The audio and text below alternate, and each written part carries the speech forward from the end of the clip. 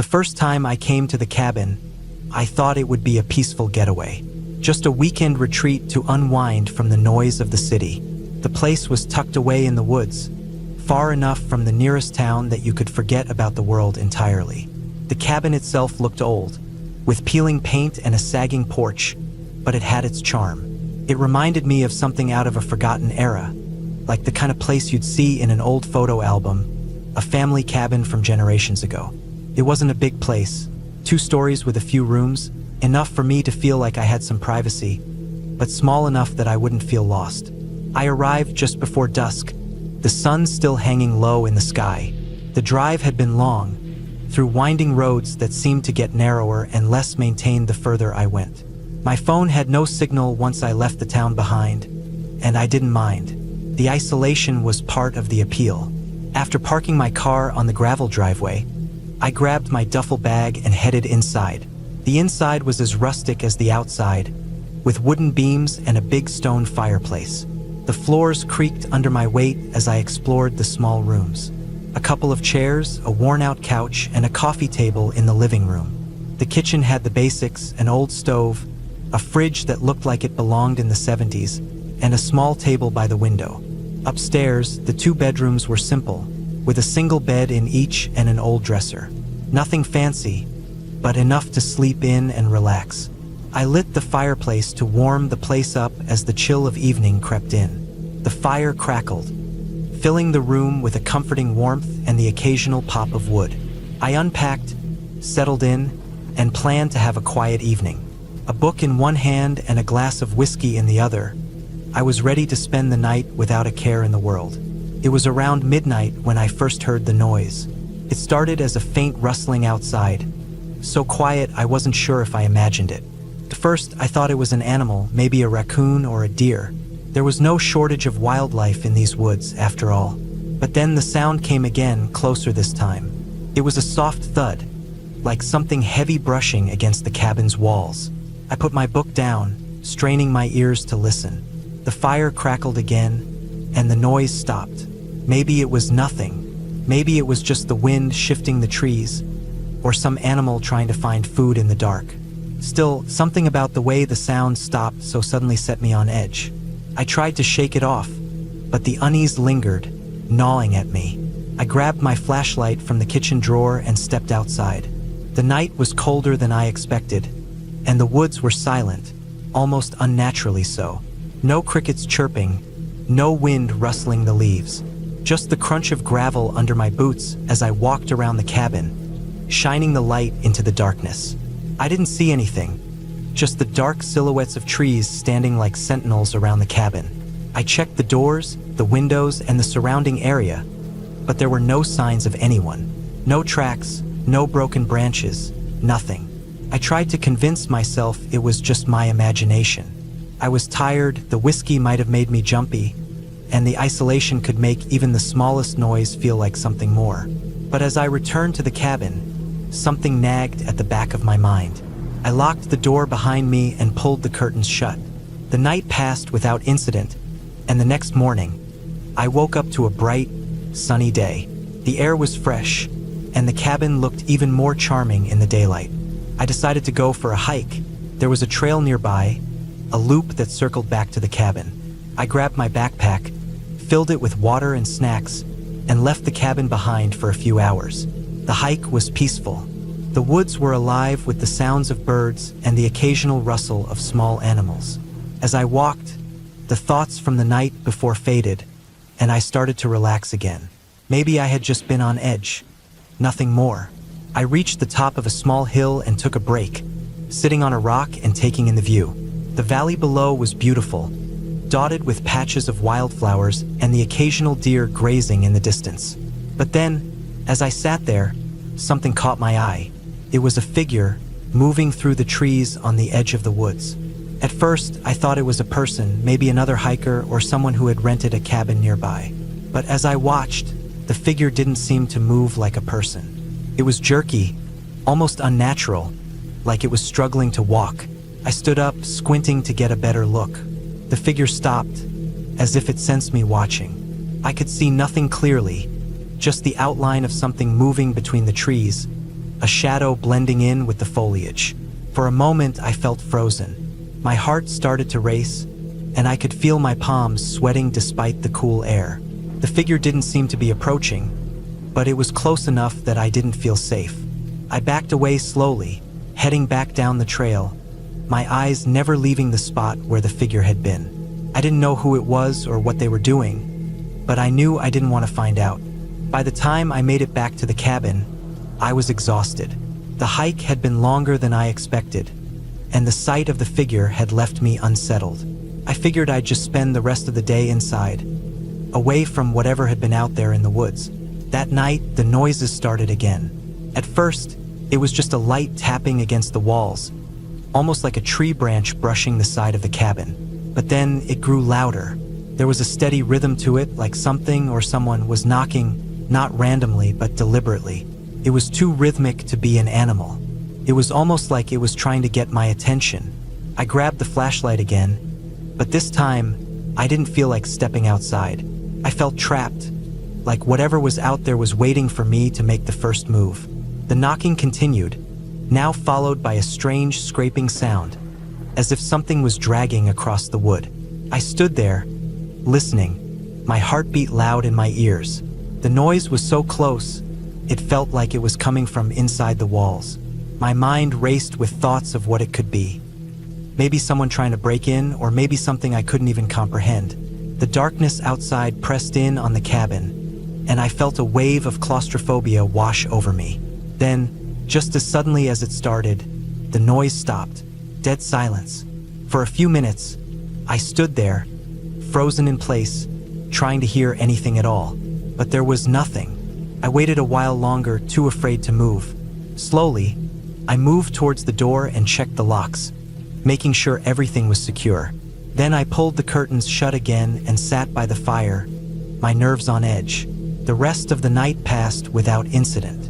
I managed to sleep, but fitfully, waking up every hour or so, half convinced that I heard something outside. The next morning, I woke up early, determined to leave.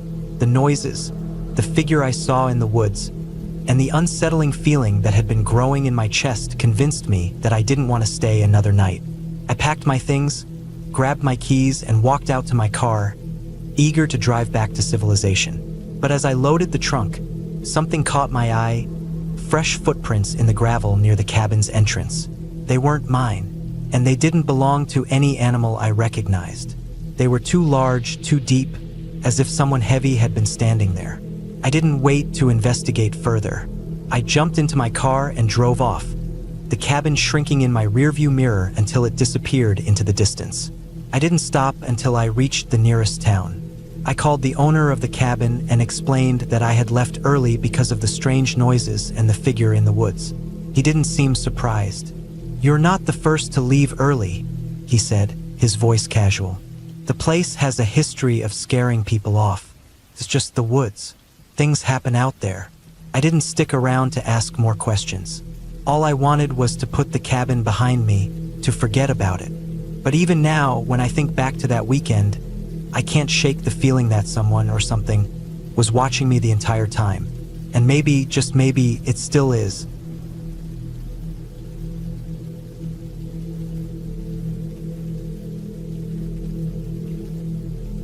The night was supposed to be peaceful. I'd rented a cabin out in the woods, just far enough from the nearest town to feel like I was truly alone. My goal was simple: get away from everything, take a break from the noise of the city, and just breathe in the quiet of the wilderness. I had no plans for anything out of the ordinary.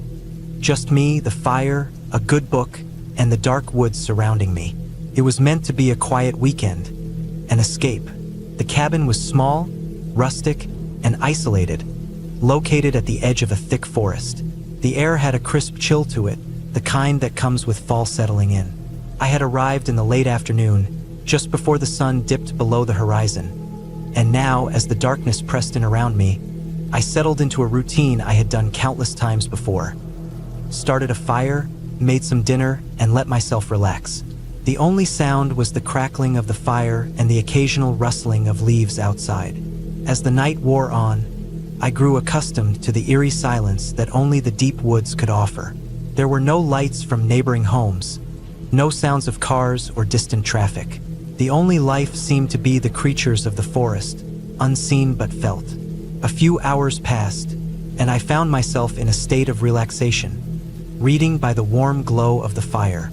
I had heard the occasional sound of an animal moving through the underbrush, maybe a deer or a raccoon, but nothing that alarmed me. That was until I heard the first noise that set my nerves on edge. It was subtle at first, a thud, low and heavy, like something large stepping onto the ground, followed by a faint scraping sound, like claws dragging across bark. I stood still, listening, but didn't hear anything else. I tried to shake off the feeling creeping into the back of my mind, telling myself it was probably just an animal, maybe a bear or something of that size moving through the forest. But then the sound came again. This time it was closer, a solid thud, followed by that same scraping noise. It seemed to circle the cabin, coming from the direction of the trees.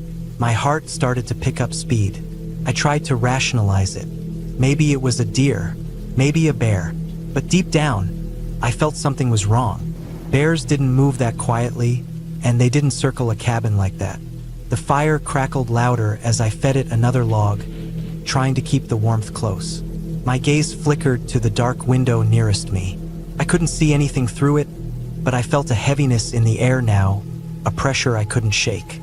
That's when I heard it, a growl, low and deep, like nothing I had ever heard before. It wasn't the sound of a typical animal. It was guttural, almost human-like, and it sent a chill running up my spine. I froze. The growl came again, this time closer, and I could feel the hairs on the back of my neck stand on end. It was clear that whatever it wasn't just curious. It was close, and it was watching me.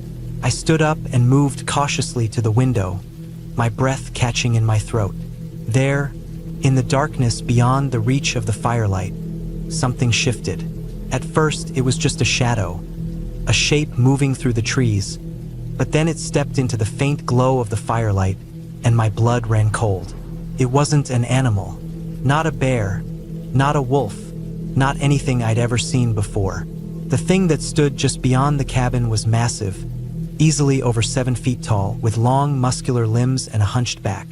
Its fur was a mix of gray and brown, matted in places, and its eyes. Those eyes were a pale, unnatural yellow, glowing like they were reflecting the firelight. His face wasn't fully canine, but it wasn't human either. Its snout was elongated, but its mouth was unervingly wide, filled with sharp teeth that looked too large for its face. And its hands, those were not paws. They were hands, with long, clawed fingers that scraped against the bark of the trees as it paced, circling the cabin again. I backed away from the window, my breath shallow. My mind raced. This couldn't be happening. This couldn't be real. I thought I was just imagining things, but the growl that followed shattered that illusion. It was real. Whatever it was real. I grabbed my phone, but there was no signal. Of course, there wasn't. The cabin was miles from the nearest cell tower, and I hadn't bothered to check the signal when I arrived. I felt a wave of panic, but I forced myself to focus. I couldn't just sit here. I needed to do something. I tried the front door. Locked. The back door. Locked. The windows all secured. There was no way out. No way to run. The thing was out there, and it was getting closer. I grabbed the only thing I could think of, the fireplace poker. I held it in my hands, the cold metal heavy in my grip, but it didn't make me feel any safer. I could hear the creature pacing outside, its claws scraping against the ground with each step. It was circling the cabin again, and this time it sounded like it was closer than ever. My eyes kept darting to the windows, expecting it to appear at any moment. The growling stopped. For a moment, I thought it was gone, but then I heard something worse. The sound of heavy breathing. Slow, deliberate, as if whatever it was right on the other side of the wall. I held my breath, hoping it wouldn't hear my panic. And then, the unmistakable sound of something clawing at the wall. Started low, just a scratch, and then grew louder, more insistent.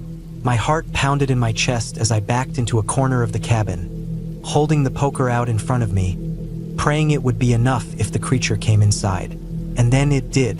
The door was slammed open with a force that shook the cabin. The creature stepped inside, its massive form filling the doorway, blocking the little light from the fire. It stood there for a moment, looking down at me with those glowing yellow eyes, and then it growled, a sound that sent a jolt of fear through my body. It didn't attack right away. It just stared, as if trying to decide what to do. I could feel my pulse in my throat, my hands trembling so badly I could barely hold onto the poker. Then, out of nowhere, it turned. Without any warning, it darted back out the door, disappearing into the trees as quickly as it had appeared. My mind couldn't process what had just happened. I stood there for what felt like an eternity, too terrified to move, my body frozen in place. I didn't know if it was gone for good or if it was just waiting for me to make a move. I didn't care. All I knew was that I wasn't going to stick around to find out. I grabbed my stuff, shoved it into my bag as fast as I could, and ran out the back door. The woods were pitch black, but I didn't care. I ran as fast as I could, stumbling over rocks and fallen branches, not daring to look back. I could feel the weight of the night closing in around me, but I didn't stop. I had no idea where I was going, but I didn't care. I just needed to get away from that cabin, from whatever that thing was. I didn't stop running until I reached the main road. By then, I was exhausted, my lungs burning from the cold night air, but I didn't stop. I kept moving, desperate to get as far away from that place as possible. I flagged down a passing car, and they gave me a ride back to town. I never went back to that cabin. I don't know what I saw that night, but I'm sure of one thing. It wasn't just an animal. Whatever it wasn't something from this world. It was something else, something I don't ever want to see again. I can't explain what happened, but I know this. There are things out there in the woods, things that we don't understand, things that don't belong. And I'll never forget the feeling of those glowing yellow eyes staring at me through the darkness.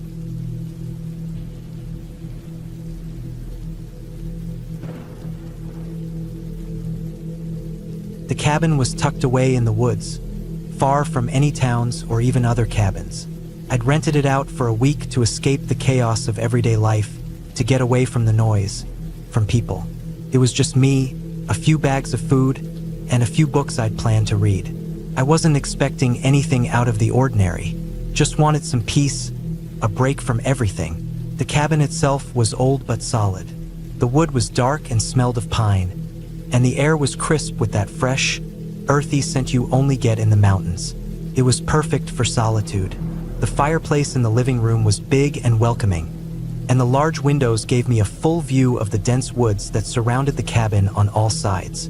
The first night, everything was calm. I made dinner, lit a fire, and settled into a book by the warmth of the flames. The wind outside was gentle, rustling the leaves in the trees. I couldn't help but feel a little amazed by how quiet it was. I hadn't realized how much noise the world usually made until I was here, completely alone. I planned to spend a lot of time outdoors, hiking, reading, maybe even writing, but I hadn't expected how quickly the isolation would start to feel heavy, like the woods themselves were pressing in on me.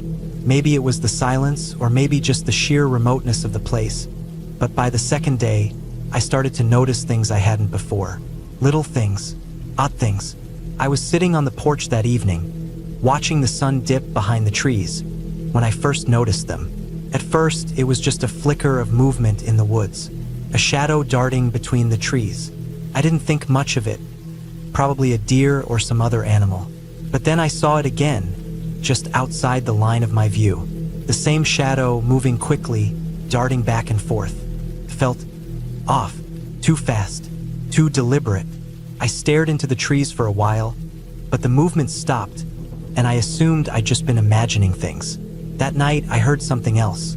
At first, I thought it was just the wind again, but it was a different sound, a kind of low, rasping noise. It came from the woods, distant at first, but it got closer, almost like something was slowly moving through the underbrush.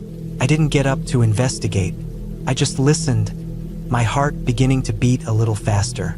The sound was like a soft scraping, almost like hooves on stone. By the time I turned in, I wasn't sure what I thought I had heard. The night passed quietly, the fire crackling as I lay awake in bed. The cabin felt more isolated now. The stillness wasn't comforting anymore. Felt like being trapped. I tried to tell myself it was just wildlife. Deer maybe, even coyotes, though I hadn't heard them the first night. The next morning, I went out for a walk, hoping to shake off the unease. The trail that wound through the trees was peaceful, the kind of place where you could lose yourself in the rhythm of your footsteps. But as I walked deeper into the forest, I started to see something strange. Tracks, large, irregular tracks in the soft earth near the trail. They didn't look like deer tracks. They were bigger, broader, with uneven marks, like something with large hooves had been walking around in circles. I knelt down to get a closer look. They didn't make sense. They were too wide for deer, but too strange to be anything else I recognized. I moved on, but the tracks kept popping up, leading me further into the forest. I started to feel a knot in my stomach. The woods felt different now, darker somehow. Every tree seemed to press in closer. The wind had picked up, and the rustling leaves were the only sounds now, but they didn't make me feel at ease. They made me feel like something was watching. By the time I turned back for the cabin, the feeling of being followed was unmistakable. I could almost hear something behind me, but when I looked, there was nothing. Still, the weight of the forest seemed to get heavier with every step. I couldn't shake the feeling that I was no longer alone. Something had been keeping pace with me, just out of sight.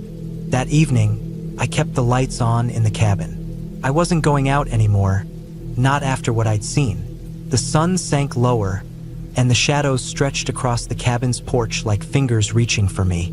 I kept the door closed and locked, though I hadn't been worried about anyone getting in before. And then I saw it again. This time, I didn't need to guess what it was. The shadow wasn't just moving, it was circling. Came closer to the edge of the trees, moving fast, erratically. It stopped just outside the line of the porch light, staying out of sight, but I could feel it there. I could feel its eyes on me. The air felt thick with something, an unsettling pressure in my chest. I stood frozen, watching the spot where I'd last seen the shadow. And then, as if it had been waiting for me to blink, it moved. There, just in the edge of the light, stood the deer. But it wasn't like any deer I'd seen before. It was tall, much taller than a normal buck. Its body was unnaturally still, its head tilted at a strange angle, staring directly at me with wide, unblinking eyes. The most disturbing part wasn't how still it stood. It was how it moved. It didn't step forward like a normal animal. It slid forward, smooth and unnatural, its hooves not making a sound on the ground. It wasn't right. I stood completely still, my breath caught in my throat. The deer didn't move, didn't blink, didn't look away. It just watched, its gaze unblinking and piercing. Then it did something that sent a wave of dread through me. It craned its neck, and its head jerked to the side with a rapid motion. It was as if it was cracking its neck, but it didn't make any sound. The movement was so strange, so jerky, that I couldn't move. I couldn't take my eyes off of it. After what felt like an eternity, the deer took a slow step backward, then another and another, until it disappeared into the shadows of the trees. I didn't move for what felt like forever. I just stood there, staring at the spot where it had been. I wasn't sure if it had been real, but the feeling of being watched didn't leave. The whole night passed in silence, but it wasn't a peaceful silence. It felt like I was being smothered, trapped in the cabin by the woods around me. I could hear the wind outside, the occasional rustling of leaves, but the silence in the cabin was deafening. The next morning, I knew I couldn't stay any longer. I packed up quickly, my hands shaking as I threw things into my bags. As I stepped outside, I felt like the whole forest was closing in on me, the trees looming like giant, silent sentinels. The air felt thick with tension, and I couldn't get out fast enough. Just before I left the clearing, I turned one last time, and there, in the distance, just on the edge of the tree line, I saw it again. The deer, standing still, watching. But this time, its head was twisted even further than before, its eyes gleaming in the low light. I didn't wait to see what it would do next. I didn't want to find out. I got into my car, started the engine, and drove as fast as I could, the feeling of eyes on me never quite leaving. By the time I made it to the nearest town, I felt the tension lift. The weight that had been pressing on me was finally gone, but I couldn't shake the memory of those eyes. I don't know what that thing in the woods was, but I knew it wasn't just a deer, and I don't think I'll ever understand what I saw. I don't know if it was a trick of the light or something more, but I've never been able to forget it.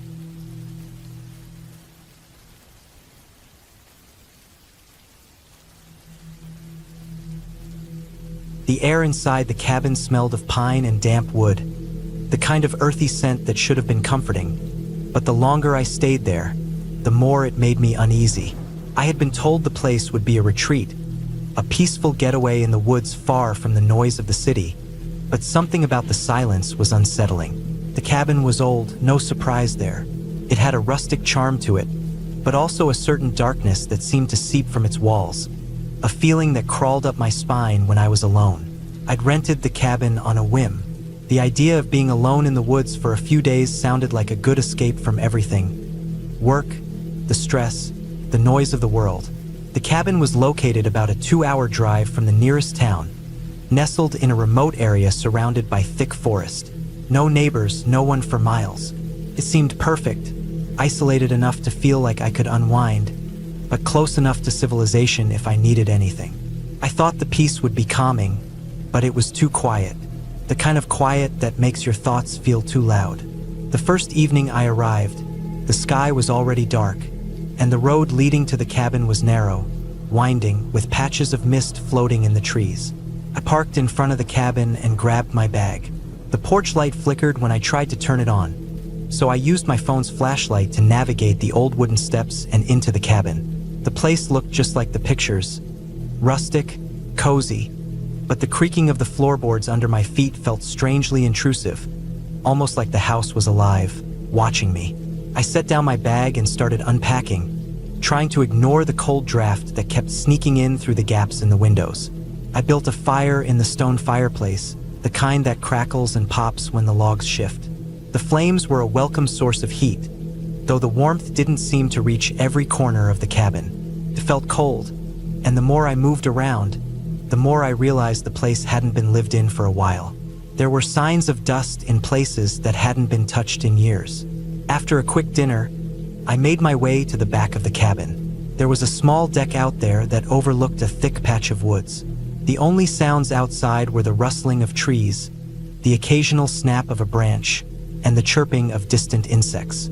It was nice, or at least I thought it would be. The air felt heavy, thick with something I couldn't quite place.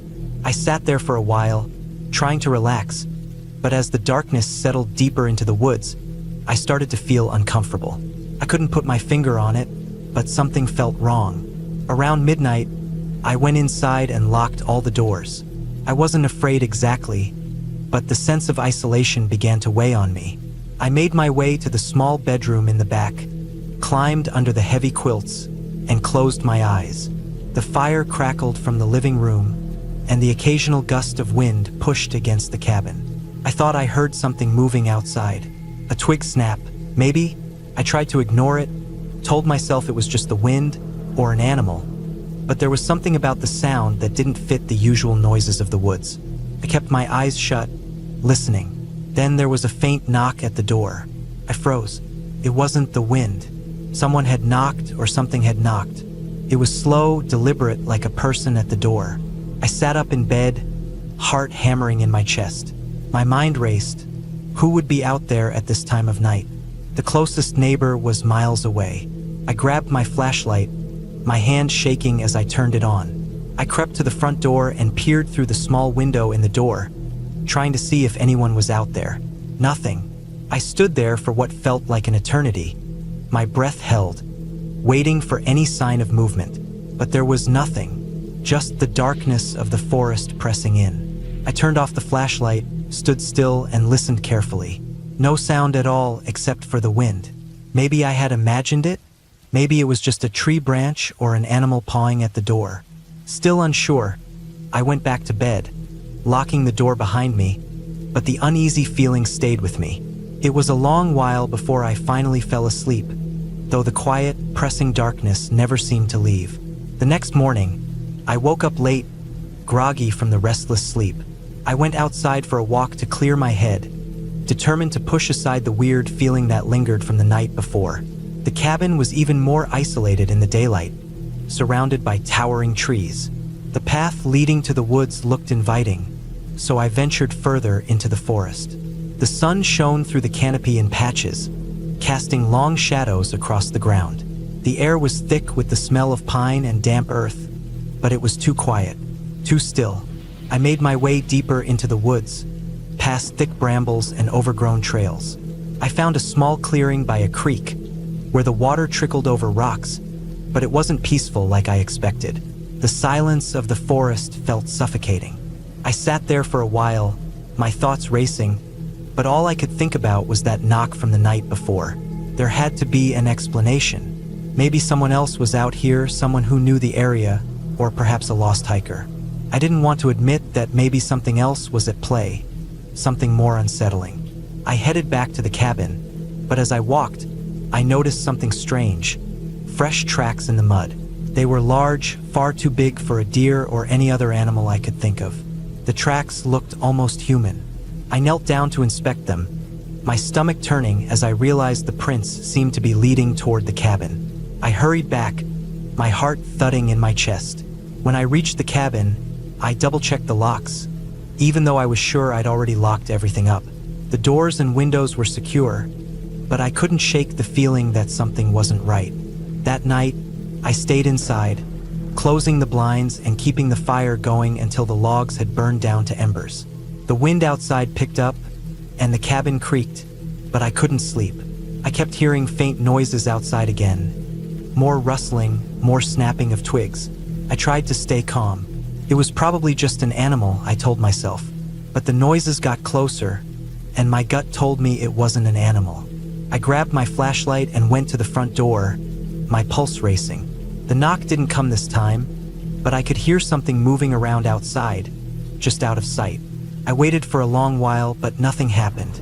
Then, out of nowhere, a loud crash came from the side of the cabin. I jumped back, heart pounding, as I swung the flashlight toward the noise. There was nothing there. I went outside to investigate. The night was colder than before, the air sharp with the scent of earth and decay. The moonlight barely pierced through the trees, and the shadows were deep and heavy. I checked the side of the cabin where I had heard the crash. Nothing was disturbed, but I wasn't alone. The feeling of being watched was too strong to ignore. Then I heard it again. A soft, slow knock, just like before, came from the back of the cabin this time. I stood frozen, staring at the door, the flashlight trembling in my hand. I took a deep breath and slowly made my way to the back, checking every corner, every shadow. But there was nothing. I spent the rest of the night inside, sitting by the fire, too afraid to sleep. The next morning, I packed up my things quickly, not caring about the mess. I didn't want to stay another night. As I made my way to the car, I glanced back at the cabin. The door was slightly ajar. My heart dropped. I had locked it when I left. I didn't look back again. The drive back to town was long, and I didn't stop until I reached a place with people, lots of people. When I finally calmed down, I couldn't help but think of that cabin. The silence that wasn't really silent, the knock, and the strange tracks. I didn't know what had happened or who, or what had been out there with me, but I knew one thing for sure. I'd never go back.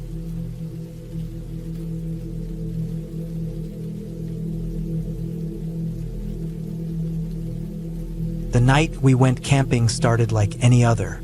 A couple of friends and I decided to take a weekend trip to a secluded campsite deep in the woods, away from the bustle of the world. We had picked a spot by a small lake, tucked far enough away that no one else would be there. The silence, save for the occasional rustling of the wind through the trees, felt almost like a relief. But I didn't know it yet, but that peace would quickly shatter. We set up our tents quickly. The fire pit was already there, a shallow ring of stones, worn from use. We gathered some firewood from the surrounding forest and started a fire as the sun dipped lower, turning the sky into a mix of orange and purple. The air had that crisp bite that comes with the end of autumn, the kind that makes you feel alive, makes you pull your jacket tighter around you. I felt relaxed, comfortable even. We were miles away from any kind of civilization, so nothing could go wrong. That's what I thought. Anyway, by the time the sun had set, we were sitting around the fire, enjoying our dinner and telling stories. The flickering light of the fire danced on the trees surrounding us, casting long shadows that seemed to stretch out into the woods, but I didn't think much of it. The moon was high by then, bright enough to light the surrounding area, though it wasn't full. It wasn't until later that things started to feel off. I was walking toward the lake, the sound of my boots crunching on the dried leaves beneath me, when I noticed something odd. It was hard to pin down at first, just a feeling at the back of my mind. The air had grown cold, colder than before, and I felt the hairs on my neck stand up. It was the kind of feeling you get when you're being watched, even though you can't see anyone around. I turned back toward the campfire and saw my friends laughing and talking, oblivious to the sudden shift in the atmosphere. I told myself it was nothing, just the isolation getting to me. But as I walked closer to the lake, the sound of water lapping against the shore felt louder, almost as if it was mocking me, pulling me in. I looked around again. Nothing, just the lake, the trees, and the stars above. The only sound now was the wind and the occasional crackle of the fire from back at camp. That's when I saw it. In the distance, just beyond the line of trees near the edge of the forest, there was something moving. At first, I thought it was an animal, maybe a deer or a raccoon, but as I focused, I realized it wasn't moving like any animal I knew. It was too deliberate, too human. I froze, my breath catching in my throat. The figure moved between the trees, never stopping, never changing its course. I could barely make out any details, just the silhouette against the night sky. My mind raced, trying to reason with itself. Maybe it was someone else camping nearby, or maybe it was just a trick of the light. But something about it didn't sit right with me.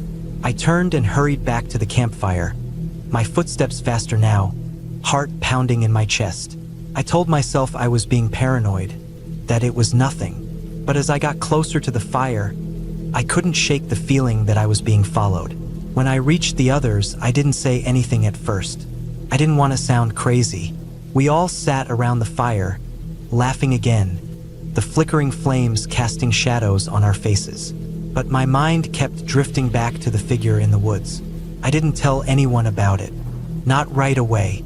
We spent the rest of the evening in relative peace, just talking and drinking around the fire.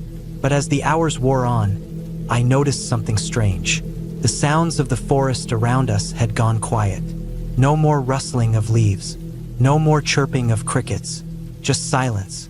A heavy, suffocating silence that seemed to press in from all sides. I tried to push it out of my mind, but it was hard not to notice.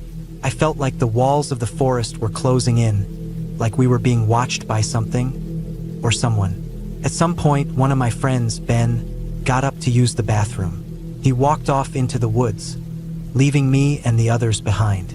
I kept glancing back toward the darkness, waiting for him to come back.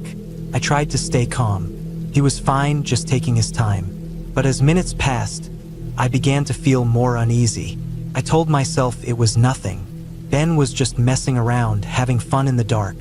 Then I heard something. It was a soft sound at first, almost like the wind. But it wasn't the wind. It was something moving, something brushing against the trees. I stood up, scanning the area around me. I didn't see anything at first, but the feeling of being watched was stronger than ever. Ben still hadn't returned. Ben! I called out, trying to sound casual. My voice cracked in the still air. Nothing. I felt a lump form in my throat. I waited a few more minutes, then stood up and started walking in the direction Ben had gone. My steps were cautious, every crack of a twig underfoot making my heart race faster. I called out again, this time louder, but there was no answer. The hairs on the back of my neck prickled, and I felt that same feeling again. The one that told me something wasn't right. I pushed on, the darkness swallowing me up as I moved further from the campfire. The trees around me felt like they were pressing in closer, their branches reaching down like claws. I was almost running now, fear creeping up my spine, urging me to get back to the others. Finally, I heard something, a snap of a twig. It was faint, but it was there. "Ben," I whispered, stepping closer. The sound came again, closer this time, and I froze. Something was there. I could hear it moving slowly through the underbrush. I wasn't alone anymore. I backed up, my feet stumbling over the uneven ground. And then I saw it. Just a flash of movement in the shadows. A shape darting between the trees. It wasn't Ben. It wasn't an animal. It was something else. I turned and ran. I don't remember how long I ran, just that I needed to get back to the fire. The crackling of the flames was like a beacon, something to guide me back to safety. When I reached the camp, I found the others sitting around the fire, talking like nothing had happened. Ben was with them, looking perfectly fine. "What's going on?" I asked, my voice shaking. Ben turned to me, confused. "What do you mean? I've been back for a while. We were just waiting on you." But that didn't make sense. I had been looking for him for ages. I hadn't seen him return, and I definitely hadn't seen him walking back toward the camp. My mind raced, trying to piece it together, but I couldn't. The only thing I knew for sure was that something had been out there, something that wasn't supposed to be. The night stretched on, but I couldn't shake the feeling that we weren't alone. Even as we packed up and prepared to leave in the morning, that feeling lingered in my chest. The quiet was too much. The woods felt too still, too empty. When we finally left the campsite behind, I glanced back one last time. The trees stood silent, unmoving, as if they were hiding something from me. I never spoke of what happened that night to anyone, not because I didn't want to scare them, but because I didn't know what to say.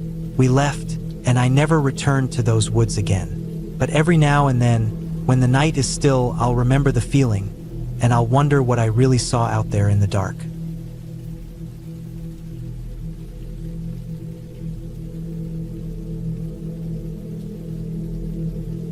I had always been drawn to the solitude of the wilderness. There was something about being surrounded by nature, away from the constant hum of city life, that brought me a sense of peace. So, when I found a free weekend, I decided to embark on a solo camping trip to a remote area of the Appalachian Mountains. I had researched a less-traveled trail that promised seclusion and untouched beauty. With my backpack loaded with essentials, I set out early Saturday morning, eager for the adventure ahead. The drive to the trailhead was uneventful, winding through small towns and eventually giving way to dense forests. Upon arrival, I parked my car in the nearly empty lot, shouldered my pack, and began my hike. The trail was as secluded as I had hoped, with no signs of other hikers. The path meandered through towering trees, their leaves forming a thick canopy overhead, filtering the sunlight into dappled patterns on the forest floor. As the day progressed, I found a suitable clearing beside a gently babbling brook to set up camp. The spot was idyllic, with soft moss carpeting the ground and the soothing sound of water providing a natural lullaby. I pitched my tent, gathered some firewood, and prepared a modest meal. As dusk settled, I sat by the fire, absorbing the tranquility that only nature could offer. The first night passed without incident.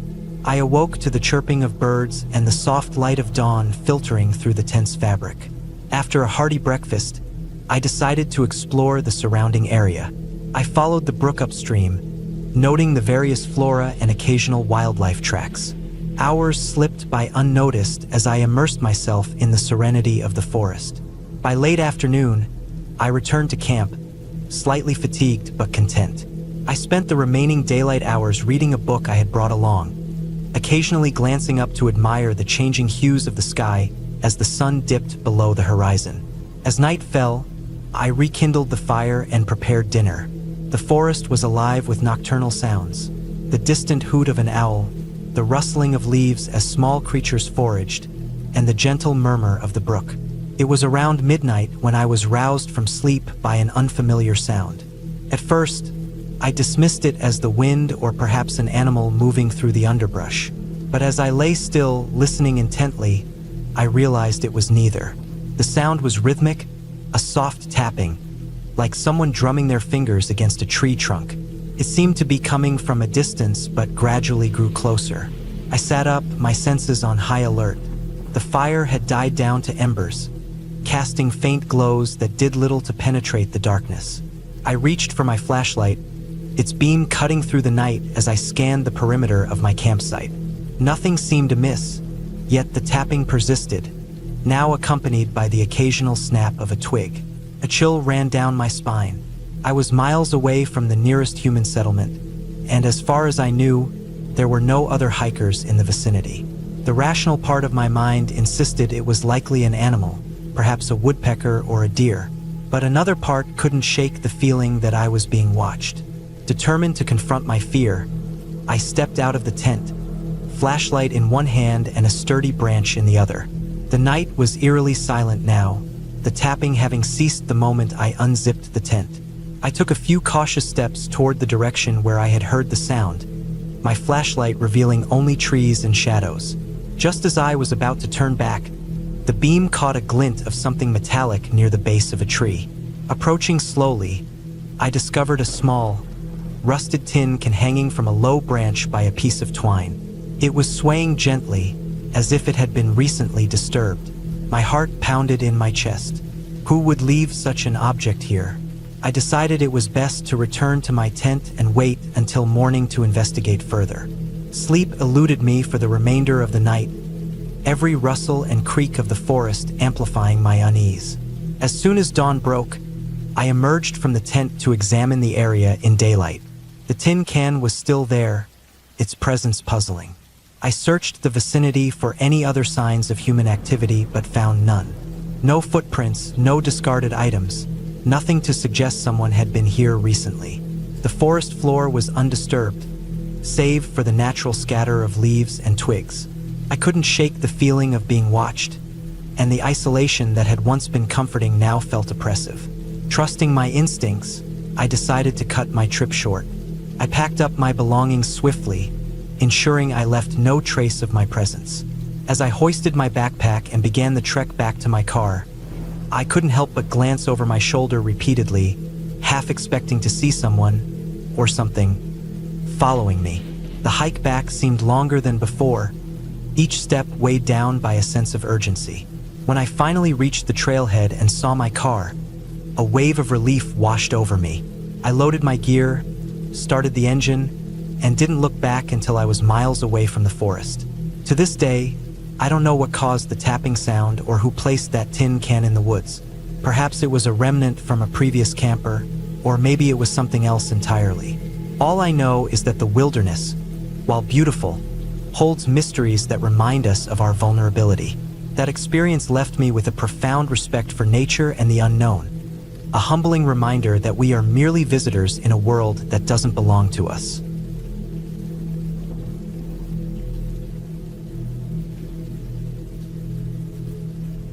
I had always considered myself an experienced camper. Over the years, I had ventured into various terrains, from dense forests to arid deserts, always seeking the solace that nature provided. This particular trip was meant to be no different. A solo expedition into the heart of the Ozarks, a region I'd explored before but never alone. The drive to the trailhead was uneventful. The sun was high, casting dappled shadows through the canopy of trees lining the winding road.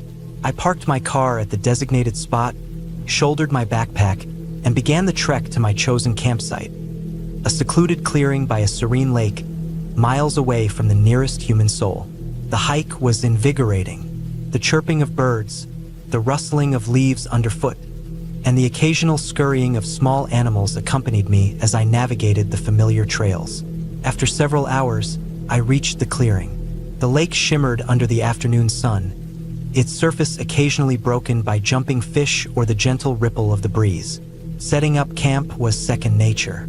I pitched my tent a safe distance from the water, gathered firewood, and prepared a modest meal.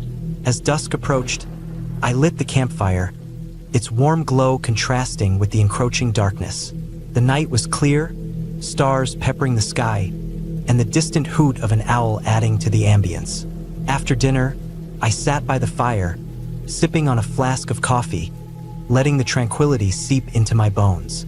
The solitude was comforting, a welcome break from the cacophony of daily life. As the fire dwindled, I decided to turn in for the night. The interior of the tent was cozy. I slipped into my sleeping bag, the familiar scent of nylon and the faint aroma of the outdoors lulling me into a sense of security. Sleep came swiftly. A sudden splash jolted me awake. My eyes snapped open, heart pounding. I strained my ears, trying to discern the source. The lake was calm when I had retired. Perhaps a fish had leapt? I dismissed it and closed my eyes. Moments later, another splash, louder this time. It sounded deliberate, like a sizable rock being hurled into the water. My pulse quickened. I sat up, listening intently. The night was eerily silent, save for the occasional chirp of crickets. I unzipped the tent cautiously, the cool night air rushing in. Peering out, the campfire had reduced to glowing embers, casting faint illumination. The lake's surface was smooth, reflecting the moonlight. No signs of disturbance. Stepping out, I grabbed my flashlight and scanned the perimeter. The beam revealed nothing out of the ordinary, just trees and underbrush. I called out, my voice sounding foreign in the stillness. No response. Convincing myself it was likely a nocturnal animal, perhaps a beaver slapping its tail, I returned to the tent. Sleep was elusive, every rustle and snap of twigs amplifying my anxiety. Eventually, exhaustion took over. A rustling near the tent stirred me again. This time it was close, too close. Holding my breath, I listened. Soft footsteps circled the tent, deliberate and unhurried. My mind raced through possibilities. A curious animal? A fellow camper? But who would be out here at this hour? The footsteps stopped near the entrance. Shadows played against the tent's fabric, distorted and menacing. I reached for my camping knife, gripping it tightly, the cold metal grounding me. Minutes felt like hours. Then a low, guttural growl. Not an animal I could easily identify. My grip tightened, muscles tensed. Suddenly, the tent's fabric bulged inward as something pressed against it. I lashed out instinctively, the blade slicing through the material. A sharp yelp, followed by rapid retreating footsteps. Heart hammering, I scrambled out, flashlight in one hand, knife in the other. The beam caught a glimpse of a figure disappearing into the woods. Too large for an animal, too swift for an average human. I stood there, scanning the tree-line, every nerve on edge. The forest had returned to its deceptive calm. Gathering my wits, I decided it was unsafe to stay. Hastily packing my essentials, I left the tent and other non-essentials behind and began the trek back to my car, flashlight cutting through the darkness. The journey was a blur of paranoia, every sound magnified, every shadow a potential threat. After what felt like an eternity, the glint of my car's metallic surface greeted me. I unlocked it, threw my gear inside, and sped off, not daring to look back. Days later, curiosity got the better of me. I researched local wildlife and incidents in the area. While the Ozarks were home to various animals, none matched the behavior I had encountered. Reports of strange sightings and unexplained occurrences dotted forums and articles, but no concrete explanations. To this day, I remain uncertain of what I encountered that night. The wilderness is vast and holds secrets beyond our understanding. While the experience rattled me, it hasn't deterred my love for camping. However, I now approach each trip with heightened caution, ever respectful of nature's mysteries.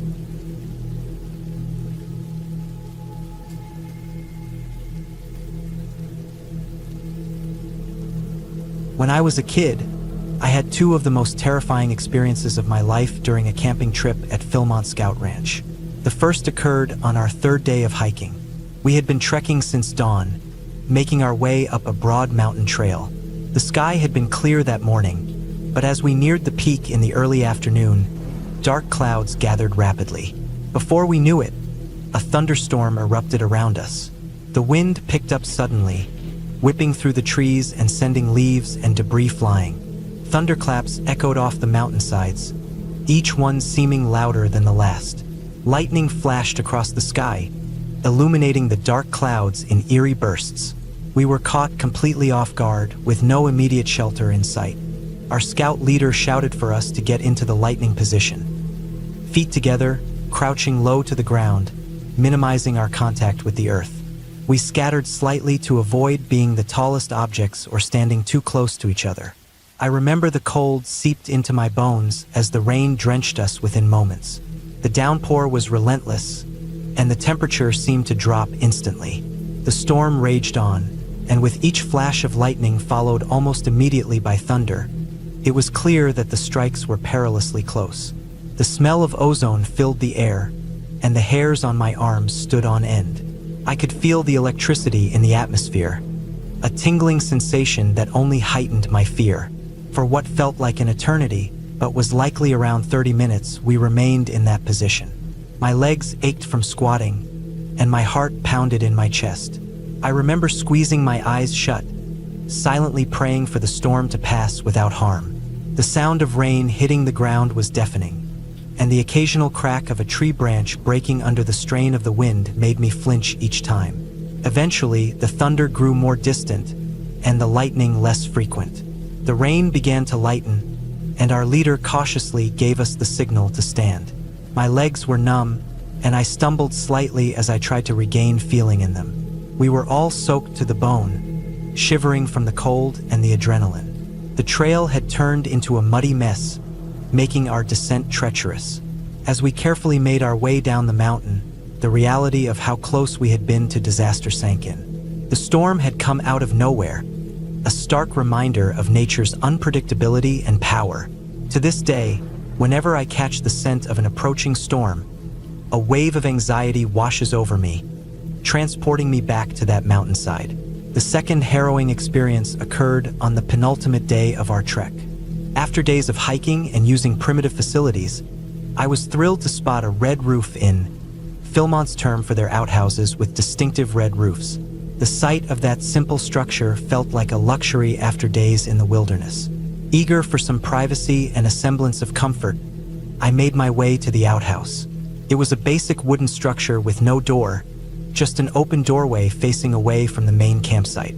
The interior was dimly lit, with only the natural light filtering in through the open doorway and a few gaps in the wooden walls. As I settled in, relishing the brief solitude, I became aware of a sound outside. A heavy, rhythmic huff, huff, huff reached my ears. My body tensed immediately. The sound was deep and guttural, unmistakably that of a large animal. My mind raced through the possibilities. A deer? Unlikely given the sound. A mountain lion? Possible, but they were usually silent predators. Then it hit me, a bear. My heart pounded as I realized the gravity of the situation. The outhouse offered no protection. There was no door to shield me, and the walls were flimsy at best. I could hear the animal's heavy footsteps as it moved around the structure, the sound of its breathing growing louder and then fading as it circled. I knew that surprising the bear or making it feel cornered could provoke an attack. Drawing from our scout training, I remembered that making noise could deter a bear, signaling that I was human and not prey. Summoning every ounce of courage, I began to shout, "Hey, get out of here! Go away!" My voice echoed in the confined space of the outhouse, but I hoped it was loud enough to be heard outside. I grabbed the nearest object, a roll of toilet paper, and prepared to throw it, though I knew it would be of little use. The huffing paused momentarily, and I held my breath, straining to hear any movement. After a few agonizing seconds, I heard the bear's footsteps retreating, the heavy breathing growing fainter. I remained frozen, listening intently until I was sure the bear had moved a safe distance away. Cautiously, I peeked out of the outhouse, scanning the area for any sign of the animal. Seeing none, I hurried back to the campsite, my legs trembling with residual fear. I immediately informed our scout leader and the rest of the group about the encounter. Our leader praised my actions, reinforcing the importance of making noise to deter bears and the necessity of always being aware of our surroundings. That night, we took extra precautions with our food storage and set up a watch rotation to ensure the bear didn't return. Reflecting on that incident, I realized how vital our training had been. Understanding bear behavior and knowing how to react in such situations had likely prevented a dangerous escalation. The experience left me with a profound respect for wildlife and the importance of preparedness in the wilderness. Both of these experiences at Philmont Scout Ranch taught me invaluable lessons about nature's power and unpredictability.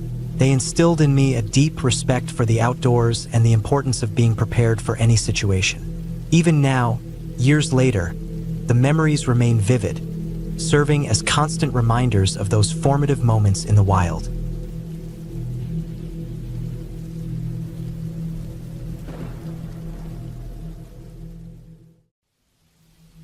I used to live in that cabin. It sat isolated in the woods, surrounded by tall, dark pines and a few scattered oaks. The kind of place you'd pass by on a winding road and never think twice about. But I know that cabin. I know it better than anything, maybe even more than myself. It's a part of me just as I was a part of it, and I'll never forget the way it felt, the way it sounded, and the way it slowly changed over time. There are some places that leave a mark on you, and the cabin did that, but not in the way you'd expect. First, it was just me, a place to get away, to disconnect. I had always wanted to live in a cabin like that, secluded, with no one around for miles, just the silence and the trees. It was a small cabin, built with rough timber, with a steep roof and a single stone chimney. Inside, it was cozy but worn, the wood on the floors creaking with every step. The kitchen was small, a few counters with mismatched appliances, a sink that often leaked if you didn't turn the tap just right. There was a wood stove that I'd feed in the winter, its heat radiating through the room, filling every corner with the smell of burning wood. It wasn't much, but it was enough, and that's how I liked it. I found peace in the stillness, the kind of peace you can't find in the noise of the city or the hum of traffic. There was only the wind in the trees and the occasional bird call. I remember those mornings, waking up to sunlight streaming through the small window by the bed, the smell of pine and earth filling the air. I would go outside, breath deep, and just stand there. The silence was almost oppressive, but it felt like a comfort too. But that peace, that comfort, started to crack over time. It was subtle at first, just little things that didn't seem to make sense. The first time I noticed something was wrong was on a night in the fall. The wind had picked up, howling through the trees in a way that felt different from usual, a deep, low sound that seemed to echo, almost like it was coming from somewhere inside the woods, not just the trees around the cabin. I had been sitting by the fire, reading a book, when I heard a knock. At first, I thought it was the wind hitting the cabin, but it came again, louder this time. I froze. It wasn't a typical sound. It was a knock. I stood up and went to the door, half expecting someone to be standing there. But when I opened it, there was nothing. Just the empty yard, the trees swaying in the wind. I stood there for a minute, trying to convince myself it was just the wind, maybe something hitting the cabin. But deep down, I couldn't shake the feeling that it wasn't. The next morning, I went outside to check around the cabin. There were no footprints, no signs of anyone being there. I walked the property, past the dilapidated barn, out to the edge of the woods, but nothing seemed off. The trees were the same, the ground covered in a thick layer of pine needles. Everything was just as it should be, yet I couldn't escape the feeling of being watched. That was the beginning. Over the next few weeks, I started hearing things. Footsteps when I was alone, the occasional door creak even though I hadn't moved. Sometimes it would sound like the cabin was settling, but other times it was too rhythmic, too deliberate. One night, I woke up to the sound of something scraping across the floor inside. I grabbed the flashlight, shivering in the darkness, but when I turned it on, there was nothing. Not a thing had moved. I told myself it was just my imagination, that I was alone out there for too long and the silence was starting to get to me. But deep down, I knew that wasn't it. I couldn't explain the feeling that grew stronger each day, like the cabin was alive in some way, like it was watching me. Then there was the tapping. It started during the day, when I'd be working outside, splitting wood or clearing out brush. It was faint at first, almost like a soft tapping on the window. At first, I thought it was an animal, maybe a bird pecking at the glass. But when I checked, there was nothing there. Still, it happened again the next day and the next, and each time it sounded closer. The windows became an obsession for me. Every time I heard it, I rushed to check, but I never found anything. Not a sign, Not a clue. One afternoon, I decided to stay inside and clean, hoping to distract myself. The cabin seemed quieter that day, and for the first time in a while, I felt like I could breathe without that constant sense of unease. But when I went to the back room, the one with the old rocking chair in it, I froze. The chair was moving, just slightly, rocking back and forth like someone had been sitting in it. There was no wind, no explanation. It was as if the chair had been waiting for me. That was the moment I realized something wasn't right. Something was in that cabin, something I couldn't see but could feel. I don't know how I knew, but I knew I wasn't alone. And it wasn't just the cabin either. It was the woods surrounding it, the trees that seemed to whisper, the way the shadows stretched too long as the sun set. The longer I stayed, the more I felt like I was being drawn into something that had always been there, just waiting for me to come. I started to leave the cabin more often, going into town just to escape. The days became longer, more restless. Every time I returned, it felt different, like the cabin had shifted in my absence. And the tapping, it never stopped. I stopped sleeping in the back room with the rocking chair, choosing instead to stay in the front room by the stove.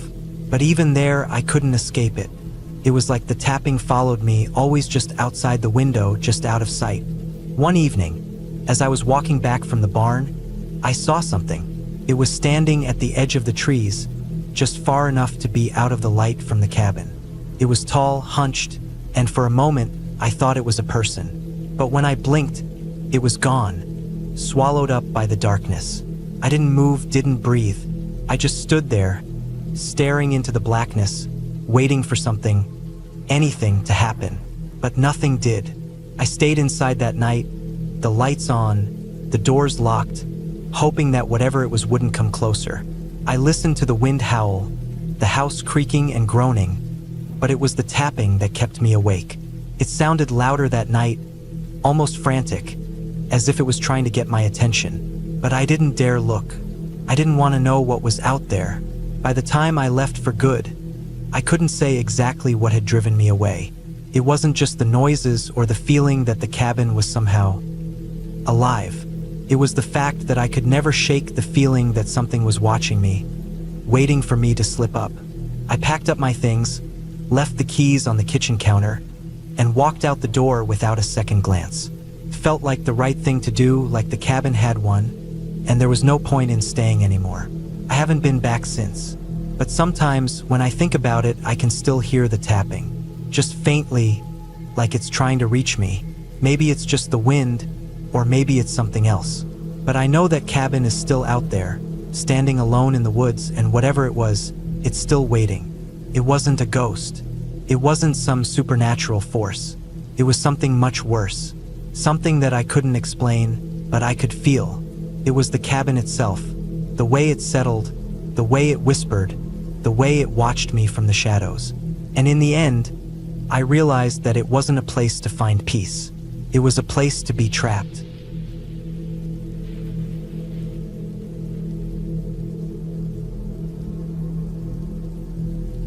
I had been up in the cabin for a few days, enjoying the solitude. The place was tucked away on the side of a mountain, far from civilization, surrounded by dense woods that stretched on for miles. The cabin itself wasn't much. A small, rustic structure with a wood-burning stove, a few mismatched pieces of furniture, and a big window that faced out over the valley below. It was perfect for what I needed. Peace, quiet, and some time away from everything. I had come up here to recharge, to escape the constant noise and pressure of the city. The first day was great. I took a long walk down the trail near the cabin, watching the sun rise and set over the rugged terrain. The days were calm, cool, and filled with the usual mountain sounds. The wind rustling the trees, the chirping of birds, and the occasional rustle of leaves or snap of a twig from a critter wandering by. At night, I'd sit by the fire, reading or just staring into the flames. On the third day, though, things started to feel off. At first, it was small, nothing that would have raised any alarms. I'd hear things outside the cabin, noises in the woods that didn't sound like the usual birds or squirrels.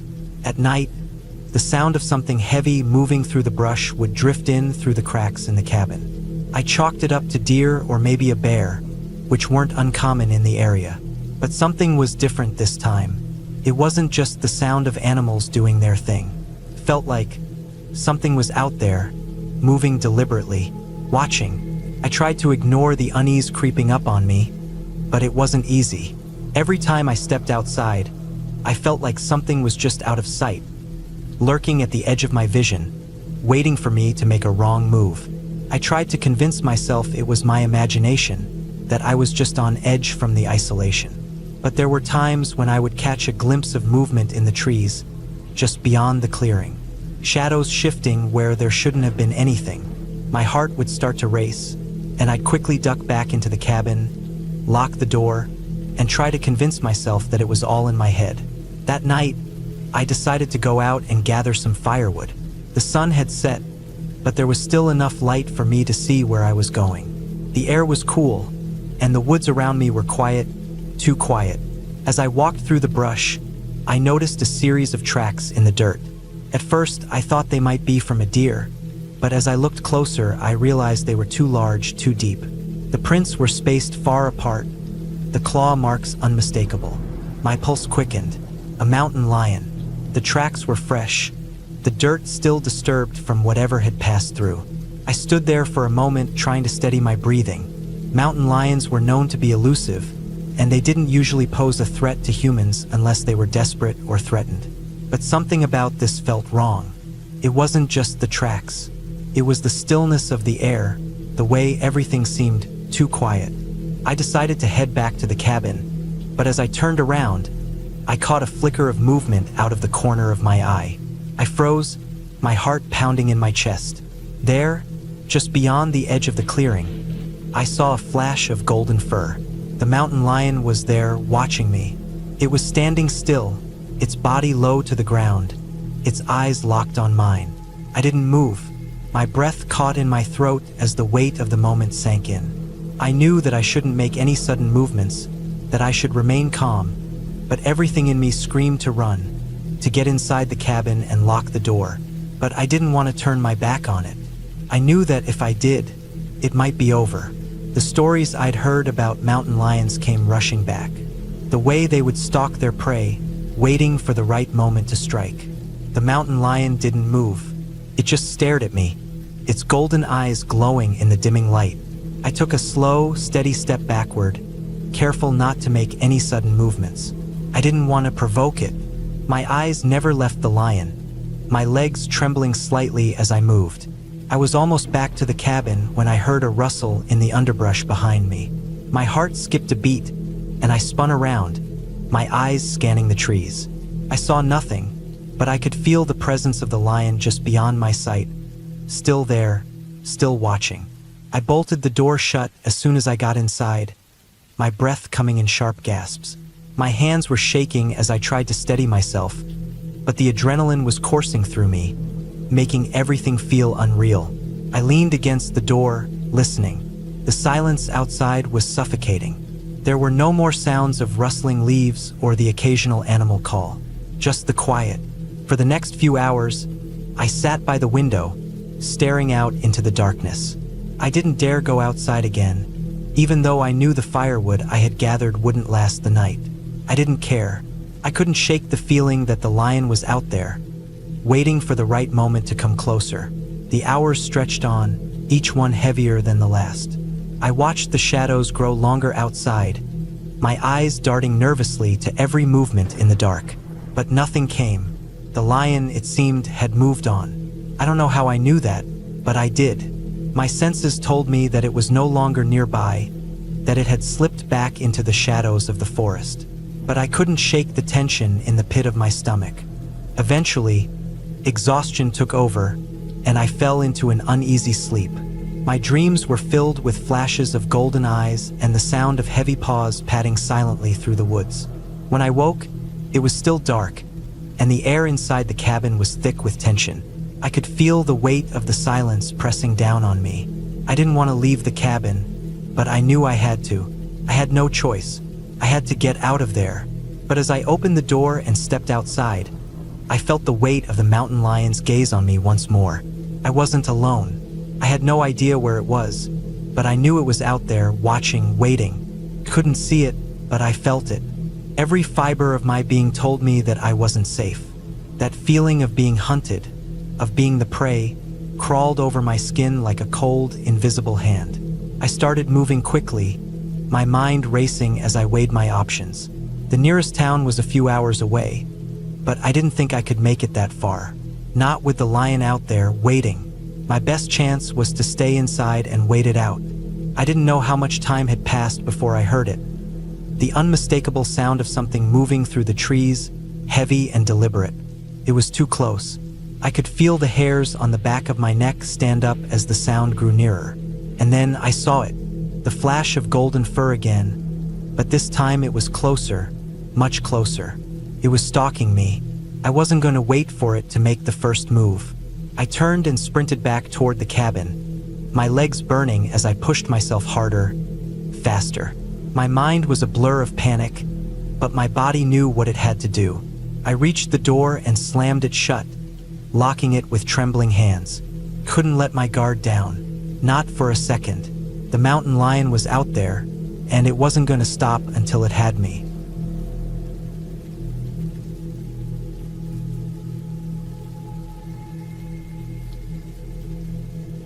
I had rented a cabin in the woods to get away from everything. The kind of place that was far enough from civilization that no one could find you unless you wanted them to. It was small, made of old pine, with a stone fireplace in the living room, a couple of dusty chairs, and a bed in the back corner with a thin quilt. Nothing fancy, just a place to get away and think. The air was crisp, the trees tall and silent, perfect for a weekend of solitude. I arrived in the late afternoon, the sun beginning to dip below the horizon, casting long shadows over the clearing where the cabin sat. I unpacked my things, grabbed a drink from the cooler, and set it down on the small wooden table by the window. Through the glass, the forest seemed to stretch on forever, and I felt like the only person alive in the world. The first night went smoothly. I made a fire, cooked something simple over the stove, and sat by the window watching the trees sway in the breeze. It was peaceful, quiet, no sounds of traffic, no people talking, just the crackling of the fire and the occasional rustle of something in the woods. It was exactly what I needed. The next morning, I woke early to the sound of birds chirping and the scent of pine needles wafting through the cracked window. I made a cup of coffee and sat outside on the porch, letting the warmth of the sun soak into my skin. The forest felt alive with movement. Small animals rustling in the underbrush, a distant owl hooting in the trees. Everything felt safe. By the afternoon, I decided to take a walk in the woods. The trails around the cabin were well-trodden, nothing too wild, just paths that led in and out of the forest. I grabbed my jacket, slipped into my boots, and headed out. The woods weren't dense, but there were enough trees to block the light. The air was damp, the ground soft beneath my feet, and everything smelled earthy, like wet leaves and rich soil. I kept walking for a while, enjoying the quiet, trying to clear my mind. The forest was a good place for thinking, or at least it seemed that way at first. Then, as I walked deeper into the woods, I came across something strange. There was a clearing ahead, a small space where the trees seemed to have been pushed back, and in the center of the clearing sat a large old rock. A boulder, really. It was covered in moss, and the ground around it was disturbed. Footprints, like something heavy had passed through recently. I thought nothing of it at first, just another sign of wildlife, maybe a bear or a deer. But as I stepped closer, something caught my eye on the ground near the rock. At first, I didn't know what it was. A shard of glass, glinting in the sunlight that filtered through the trees. I bent down to inspect it. It was jagged, sharp-looking, like it had been broken from something large, maybe a bottle or a window. It was covered in dirt and grime, but there was a faint red stain on the edge, as if it had been used recently. A chill ran down my spine, but I shook it off. Maybe someone had dropped it here by accident. There was no reason to think much of it, but I felt uneasy all the same. I picked it up, thinking I could throw it away, maybe back at the cabin, but as soon as my fingers wrapped around it, I felt a sharp pain. A slice across my palm. The glass had been sharp enough to cut through my skin, leaving a thin line of blood.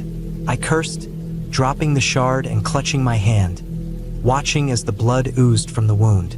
That's when I heard it, the unmistakable sound of something crunching in the underbrush. I froze, my heart suddenly racing. It wasn't an animal. The noise was too deliberate, too human. I turned, scanning the trees, trying to make sense of what I was hearing. Nothing, just the wind moving through the branches. But I couldn't shake the feeling that I wasn't alone, that something or someone was watching me. I told myself it was nothing, just my nerves playing tricks on me, but I couldn't shake the sense of dread building in my chest. I turned back to the cabin, deciding that maybe I'd spend enough time out here for one day. As I made my way back through the woods, the sounds seemed to follow me. The crunching, a snapping twig, a distant whisper that I couldn't quite place. I picked up the pace, my footsteps quickening as I broke through the tree line and into the open. When I reached the cabin, I immediately locked the door behind me and went to the window, looking out at the trees. Nothing, no movement, no sounds, but the feeling lingered, like eyes were on me from somewhere in the woods. I tried to shake it off, but my nerves were shot. I couldn't stop glancing at the door, at the window, waiting for something to happen, something I couldn't explain. Night came, and with it, a heavier stillness. The fire crackled in the fireplace, but the warmth didn't seem to reach me. I kept thinking about that shard of glass, about the blood on my hand, and the strange feeling I'd had when I was out in the woods. I decided to go to bed early, hoping sleep would bring some peace. But sleep didn't come. Every creak of the cabin, every gust of wind outside, had me wide awake, my mind racing. I kept hearing that sound from earlier, the crunching, as if someone was moving around outside. It wasn't the wind. It wasn't the trees. It was too deliberate, too close. I lay there, listening, straining my ears to pick up any other sound. Around midnight, I heard a knock on the door, a soft tap tap tap that made my blood run cold. I didn't move. I didn't even breathe. My heart pounded in my chest, and I told myself it was just the wind. But it wasn't the wind. There was no wind. There was nothing but silence. The knock came again, louder this time, and then a scraping sound, like something dragging across the wood of the door. I don't know how long I lay there, paralyzed by fear, listening to whatever was on the other side of that door. But when I finally summoned the courage to get up, I grabbed the flashlight and a small knife from the kitchen. I crept to the door, my heart thundering in my chest, and I held the flashlight to the peephole, praying I wouldn't see anything. Nothing. There was no one there, no sign of anyone at all. I opened the door cautiously, the knife in my hand. The porch was empty. The air was still, and the only sound was the faint rustling of leaves in the distance. But I couldn't shake the feeling that I was being watched, that someone was just out of sight, waiting for the right moment. I stood there, staring into the darkness, until I couldn't take it anymore. I slammed the door shut and locked it again, double-checking the bolt. The rest of the night was a blur of restless sleep, the fear never fully leaving me. By morning, I was exhausted, my nerves frayed. I decided I'd had enough. I packed up my things, grabbed my bag, and headed out of the cabin. As I was leaving, I glanced one last time at the woods, at the place where I'd found the glass shard. It was quiet now, but something told me it wasn't over, that whatever had been out there, whatever had been watching me, was still out there, just waiting. I didn't look back as I drove away. I don't think I'll ever go back.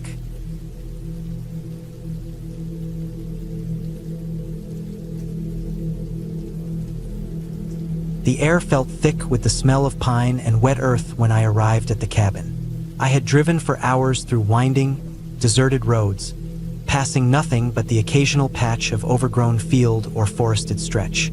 It was early spring, so the trees were just starting to bud, and the ground was soft with melting snow in some places. The kind of place where you could drive for miles without seeing another soul, and it felt like the world had just forgotten to exist. The cabin itself was small, built into the side of a hill, just barely visible from the gravel road that led up to it. It was made of rough-hewn logs, weathered by years of exposure, with a slanted roof that looked like it might cave in any moment. though I knew that wasn't the case. It looked exactly how you'd picture a cabin tucked away in the wilderness. Isolated, old, and untamed.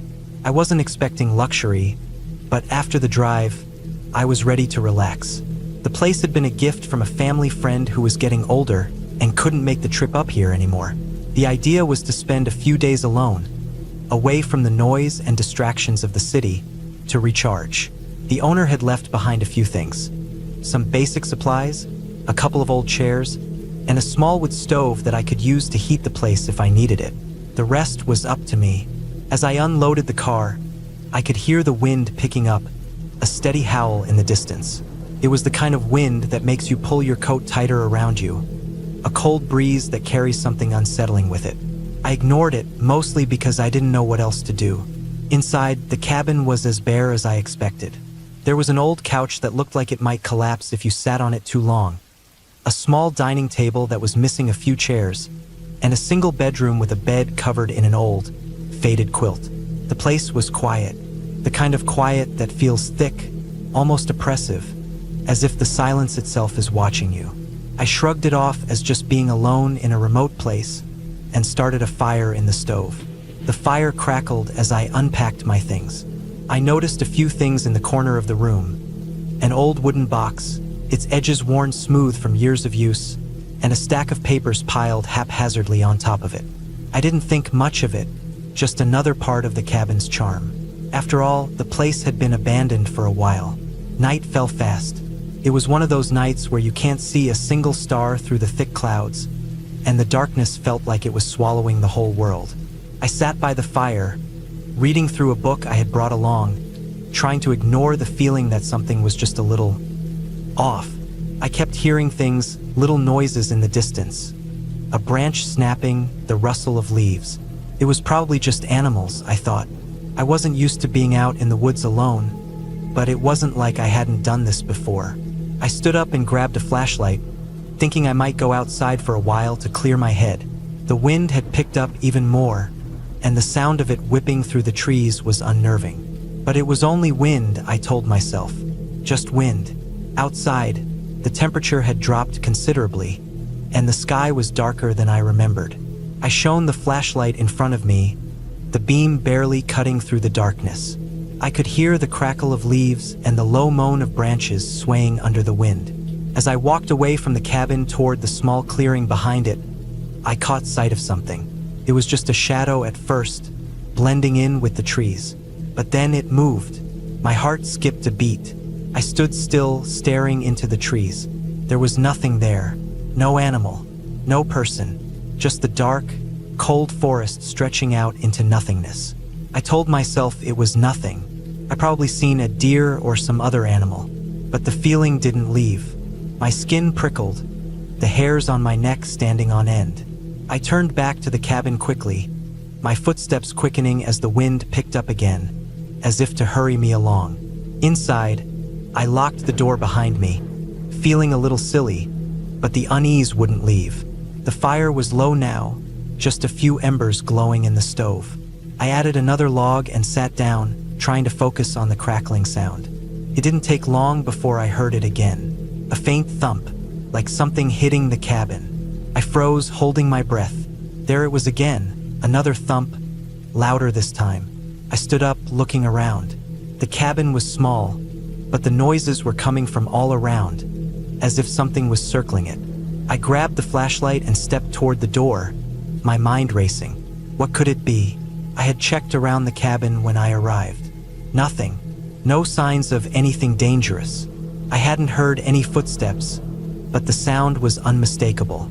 Something or someone was outside. I waited. The thumping stopped for a while, and then there was a sound that made my stomach drop.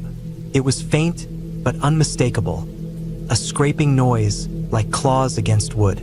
I held the flashlight in front of me, my hands shaking now. My heart was pounding in my chest as I edged toward the door. Another scraping noise, louder this time. It was at the back of the cabin. Slowly, I crept to the window by the door and peered out. Nothing, just the dark shapes of trees swaying in the wind. I almost let out a breath I hadn't realized I was holding when I saw movement out of the corner of my eye. It was fast, a flash of motion between the trees. My mind raced, but I knew better than to go out there. The woods at night were unpredictable, dangerous. And whatever was out there, whatever had made that noise, was probably just as wary of me as I was of it. I decided to stay inside, locked up tight for the night. I shoved a chair under the doorknob as an extra precaution and tried to calm myself down. But the sounds didn't stop. The scraping came again, louder, followed by what sounded like heavy breathing. It was close now, so close that I felt a chill run down my spine. I grabbed the flashlight and tried to steady my shaking hands. The cabin was silent now, almost too silent. Then, a loud bang against the door. I jumped back, heart racing. I grabbed the phone from the table and dialed the only number I knew in the area. But the call wouldn't go through. The signal was gone. I was alone, completely alone. Minutes passed, then hours. I didn't know how long I sat there, in the dark, listening to the sounds of the woods outside. The wind howled, but the other noises had stopped. I finally felt like I could breathe again. I had no idea what it was, no idea what had been outside the cabin, but I knew I had to leave in the morning. The night passed slowly, and as dawn broke, I felt a strange relief wash over me. The light filtered in through the small windows, casting a soft glow across the cabin. The air outside was still. The wind had stopped. I packed my things quickly, not daring to stay another moment. As I stepped out of the cabin and into the fresh morning air, I looked around one last time. There was nothing there. No sign of what had been out there, no evidence of anything unusual. I started the car and drove off, looking back one final time. I never went back to that cabin, and I never will.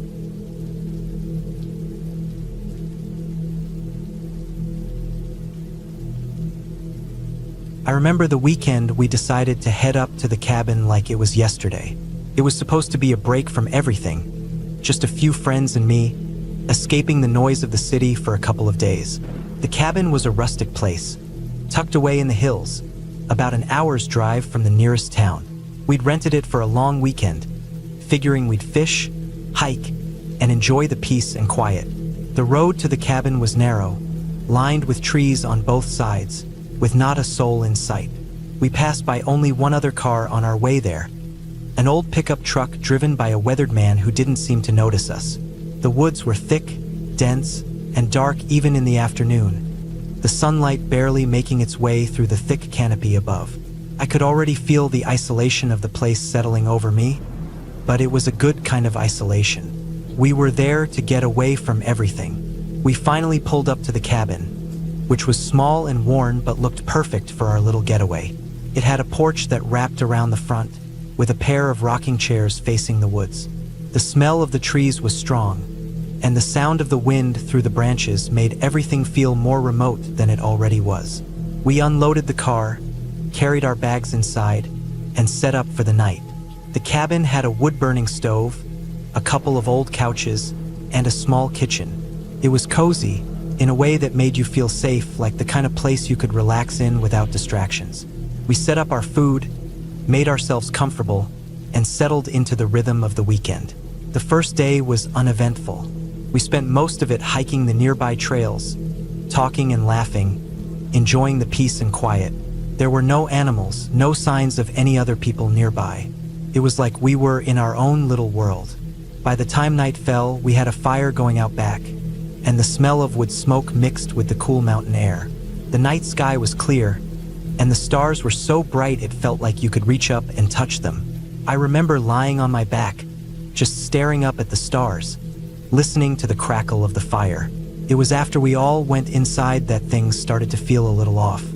First, it was nothing. A creak from somewhere in the cabin, the sound of something scraping against the wooden walls. I told myself it was just the house settling. It was an old cabin, after all. We went about our usual evening routine. Some music, a bit of talking, and eventually, we all headed to bed. I took the room at the back of the cabin, farthest from the front door. The others took the two other rooms. The bed was uncomfortable, but I figured I'd manage. That night, I woke up to a sound. It wasn't loud, but it was unmistakable, scratching, like something was dragging across the wooden floor of the cabin. My eyes snapped open and I lay still, listening. The scratching was slow and deliberate, like someone or something was trying to stay as quiet as possible. I could hear my heart pounding in my chest as I strained to listen. It sounded like it was coming from just outside my door. I told myself it was just an animal, maybe a raccoon or some small creature trying to get inside. But there was something about the way it sounded that didn't sit right with me. The scratching continued for a while, growing louder. Then it stopped. I waited for what felt like an eternity, barely breathing, listening for any sign of movement. Nothing. I decided to get up and check. I didn't want to be the one who scared myself over nothing, so I grabbed a flashlight from the nightstand and crept out of bed. The flashlight's beam cut through the darkness, but it didn't reveal anything unusual. The cabin was quiet, still. I checked the windows and the door, but nothing seemed out of place.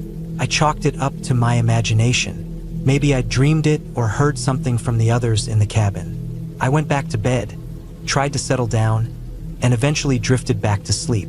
The next day, the others were all up early, talking about a weird sound they'd heard in the night, too.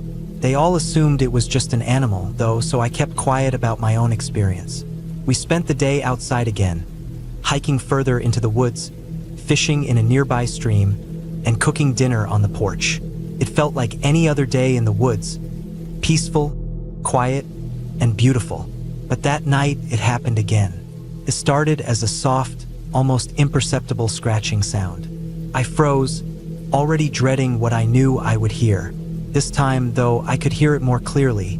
It wasn't coming from outside, but from the walls themselves, as if something was moving around in the space between the logs. The air felt thick and heavy, and my skin prickled.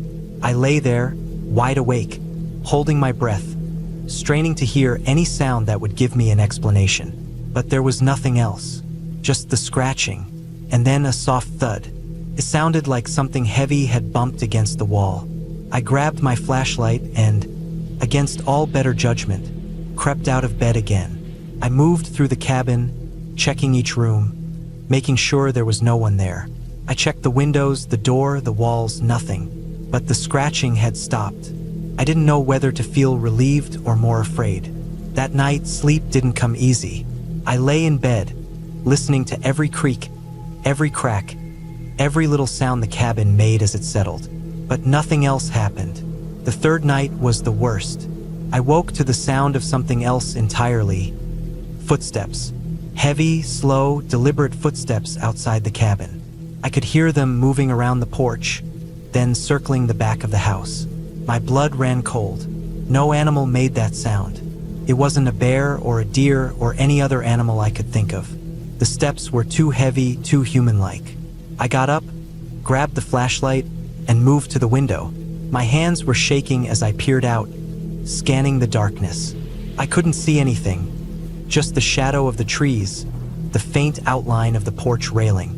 But then I saw it, a shape just barely visible in the dim light.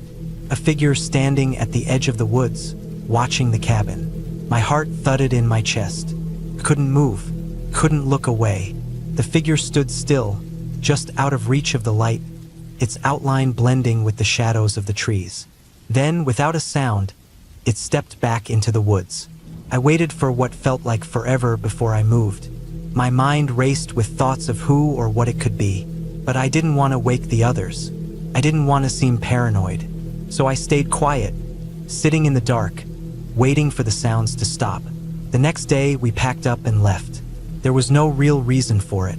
We hadn't seen anything, no intruder, no signs of any animal attack. But something in the air felt wrong, and none of us wanted to stay another night. As we drove back down the winding road, I couldn't shake the feeling that something had been out there, watching us. Years have passed since that weekend, but I've never gone back to that cabin. Every time I think about it, I can hear the footsteps, the scratching, the thud of something moving in the walls, and I can never quite shake the feeling that something, or someone, is still out there.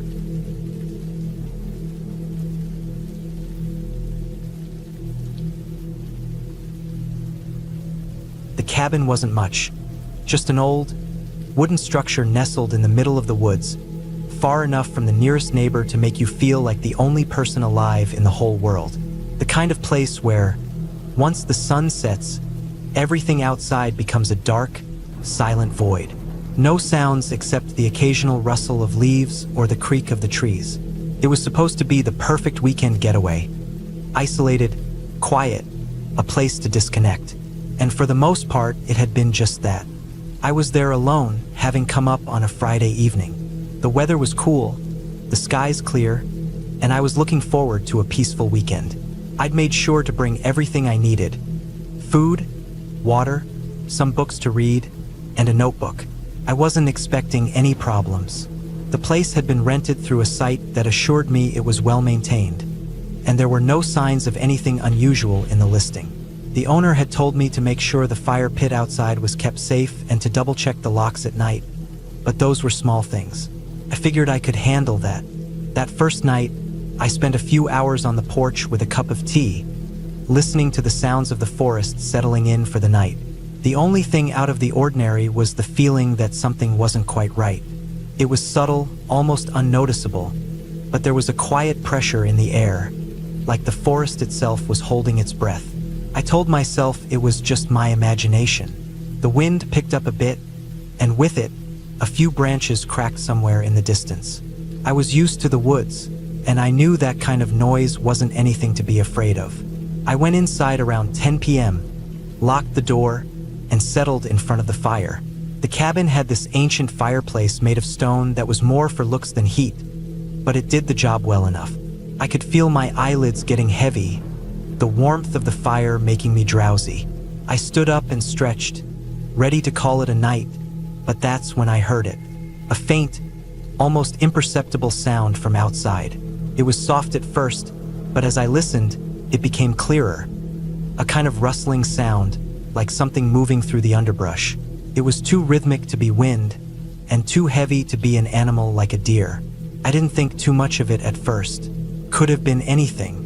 Maybe an animal, maybe a branch falling. But then the noise stopped, and for a second, it felt like the world outside had completely gone still. Even the wind had stopped. I felt an odd unease prick at my skin. The cabin, so cozy just moments before, felt suddenly more oppressive, like the walls were closing in on me. I tried to shake it off and went to bed, though I couldn't seem to settle. The bed was too firm, the sheets too cold. I stared at the ceiling, watching the shadows dance in the flickering light of the fire. Then, just as I was about to drift off, I heard it again. The sound, faint but there, coming from just outside the window. The rustling. This time it was closer. It was as though something was circling the cabin, moving from one side to the other. I got out of bed, my heart racing. I wasn't scared exactly, at least not yet, but I didn't like the idea of something moving around outside in the dark, especially when I couldn't see what it was.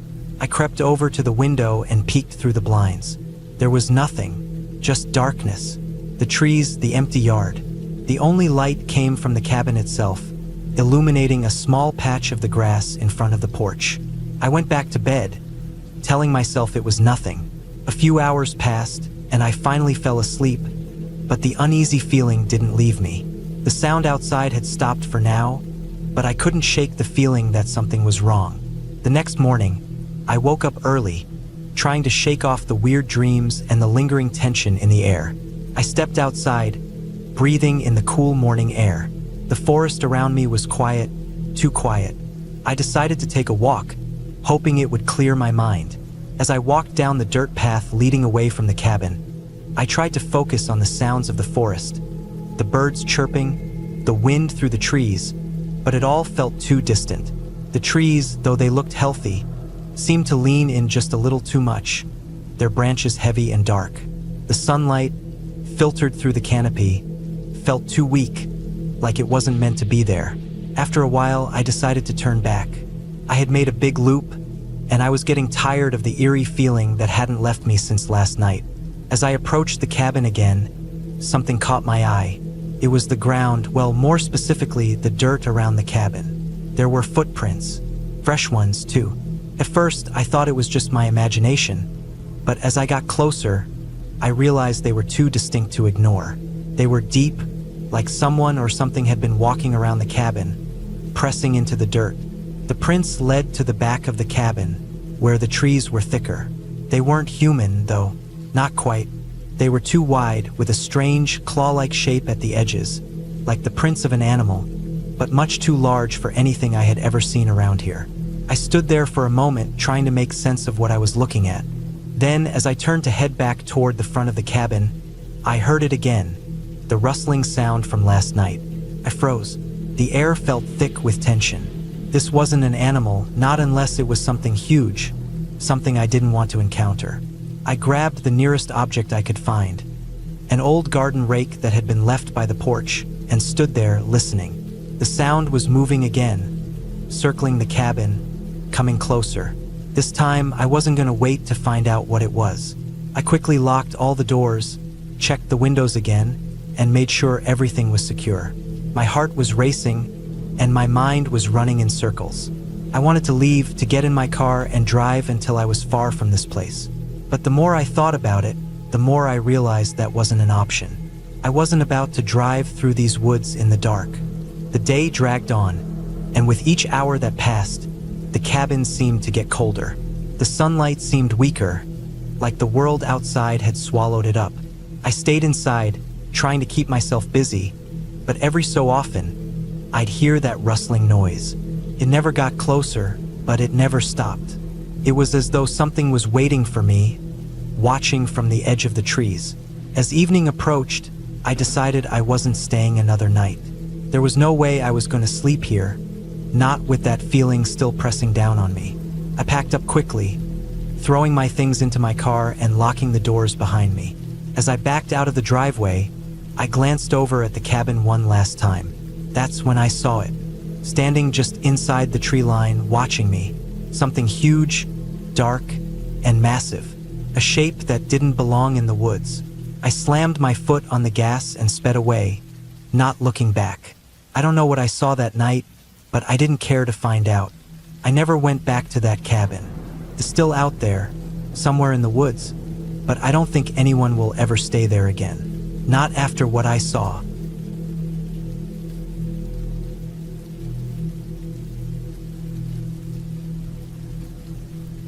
It's a late fall evening, the sky already dark with the chill of the night setting in. The air smells of damp earth and wood, the kind of smell that reminds you that everything around you is living and dying at the same time. I've been in the cabin for a couple of days now, up here in the woods by myself, taking a much-needed break from the noise and constant distractions of everyday life. The cabin is small, old but sturdy, nestled deep in the trees. The wood stove is roaring in the corner of the room, filling the space with heat that cuts through the biting cold creeping in from the outside. I'm alone, and I prefer it that way. There's a sort of peace that comes with solitude, especially out here where the sounds of the city feel miles away. I'm not an expert at wilderness survival or anything, but I've done enough camping and hiking to know how to take care of myself out here. I'd been planning this trip for weeks, hoping to find some silence and clarity away from the distractions that always seem to crowd in. I'd brought enough food to last me for the week, some books to read, and a couple of movies downloaded on my tablet in case I needed a distraction. The kind of weekend where I could read, maybe take some hikes, and just let everything slow down for once. The first couple of days were peaceful, exactly what I needed. I woke up early, made my coffee, and spent my mornings reading by the fire. The afternoons were for hikes through the woods, where I'd follow the trails for hours, just wandering, listening to the crunch of the leaves underfoot, the occasional bird or squirrel scurrying by. I hadn't seen any other people the whole time I'd been here. The cabin is so isolated, so tucked away, that I rarely ever ran into anyone on the trails. It was just me, the trees, and the quiet. That evening, however, things took a turn. I had just finished dinner. Something simple, a soup I'd made the night before, and I was sitting by the fire, sipping my drink and watching the flames dance in the stove. It was dark outside, but I hadn't noticed the time pass. I never really kept track of the hours up here. As I sat there, I started to hear something. It wasn't loud at first, just a slight scratching sound coming from the door. At first, I thought it was just the wind. The trees creak when the wind hits them just right, and I've heard all kinds of strange noises in the woods before. But then it came again. a little louder this time, a scraping sound, as if something was pushing against the door. I froze. I checked the door before I'd settled in for the night, making sure it was securely latched. I got up slowly, the floorboards creaking beneath my feet, and approached the door. I pressed my ear to the wood, trying to listen. The sound was still there, faint but undeniable. Something was outside. I didn't know if it was an animal or something else. Maybe a bear or even a bobcat, but it felt different. The hairs on the back of my neck stood up, and a strange unease began to creep in. I didn't know what to do. Part of me wanted to go outside to see what it was. The other part of me, the smarter part, told me to stay inside. Bears and other wild animals do wander through these woods, but they usually stay far enough away that you don't have to worry about them. I stood there for a moment, considering my options, when the scraping sound came again. This time, it was followed by a dull thump, like something heavy had just bumped against the door. I jumped back, my heart racing. I immediately grabbed the nearest thing I could find, a fire poker, and held it tightly in my hand. I wasn't sure what I thought I could do with it, but it made me feel a little better. I looked out the window beside the door, straining my eyes to make out anything in the dark. The porch light was off, and everything outside was swallowed by shadows. The only thing I could see were the dim shapes of the trees surrounding the cabin. The quiet stretched on for a few moments, but I didn't relax. I kept staring out the window, my pulse pounding in my ears. That's when I saw it. A movement, just a flicker at the edge of the trees, too fast for me to get a good look. But it was enough. Someone or something was out there. I don't know what possessed me to do it, but I grabbed the keys to the cabin and slipped quietly out the back door, moving swiftly and quietly through the woods. I didn't know what I was expecting to find, but the fear was starting to gnaw at me. My breath came out in short bursts as I moved, trying to stay as quiet as possible, my eyes scanning the woods. The further I got from the cabin, the more I realized how stupid I was being. I had no weapon, no way to defend myself if something went wrong. But I couldn't stop now. I had to know what was out there. I moved through the trees, each step crunching softly underfoot, until I reached a small clearing. There, I stopped dead in my tracks. The sight before me made my stomach drop. It wasn't a bear. It wasn't a wild animal at all. There, standing in the center of the clearing, was a man. He was tall, dressed in dark clothes, and his face was obscured by the shadows of the trees. He wasn't moving, just standing there, staring straight ahead. I didn't know if he had seen me, but I couldn't breathe. I felt my heart pounding in my chest, the cold sweat forming on my skin. My instincts screamed at me to run, but my legs wouldn't move. It was like I was frozen in place, caught between fight and flight. After what felt like an eternity, the man began to walk slowly toward the edge of the clearing. I watched in silence, my body tense, not daring to make a sound. He moved in a strange, almost deliberate way, as though he wasn't in any rush, but as soon as he crossed the line between the trees, I finally broke out of my trance. I turned and bolted back toward the cabin. I didn't stop running until I reached the door. My hand was shaking as I grabbed the handle, almost fumbling the key in the lock. Once inside, I slammed the door shut and locked it. I didn't know what I had seen, but the man's presence lingered in my mind like a dark cloud. The scraping sounds from before had stopped, but the eerie stillness outside made the air feel heavier. I spent the rest of the night awake, sitting by the fire, my mind racing. My first thought was that maybe it was just some other hiker who had gotten lost or was looking for shelter, but something about it didn't sit right. The man hadn't seemed lost. He'd been standing there in the clearing like he had been waiting for something or someone. I didn't sleep much that night, and the next morning, I packed up my things and left. I didn't feel safe anymore, and the woods that had once seemed so peaceful now felt suffocating.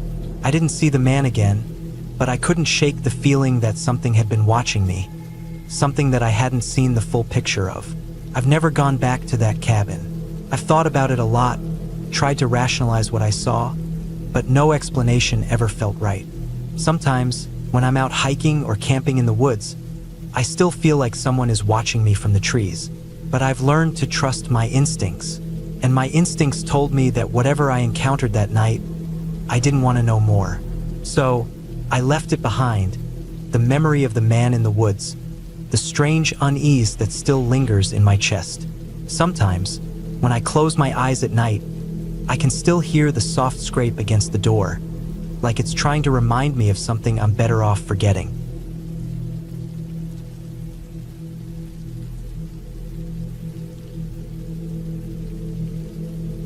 It was the kind of trip that I should have known better than to take. A weekend camping in the middle of nowhere, just me and a few friends, far from the city lights and comfort of a cozy home. When they suggested it, I hesitated. We were going to an isolated patch of woods, a place where you couldn't even get cell service. But after weeks of work, I agreed. Everyone else was excited. How bad could it be, right? We set up camp beside a small creek. The weather was warm, the trees around us were thick, and the air smelled of pine. At first, everything felt like it should, like a peaceful getaway. I even had my hammock set up by the creek, perfect for lounging. The others gathered wood for a fire, chattering and joking. The sound of the creek flowing over rocks filled the space between us.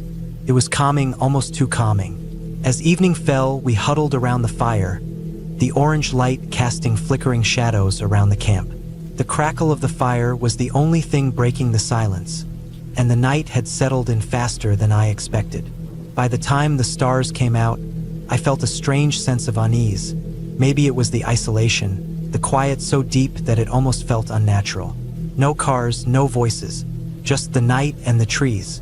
I lay in my hammock later, staring up at the stars, listening to the sounds around me. The wind had picked up, making the trees sway gently, but there was something off.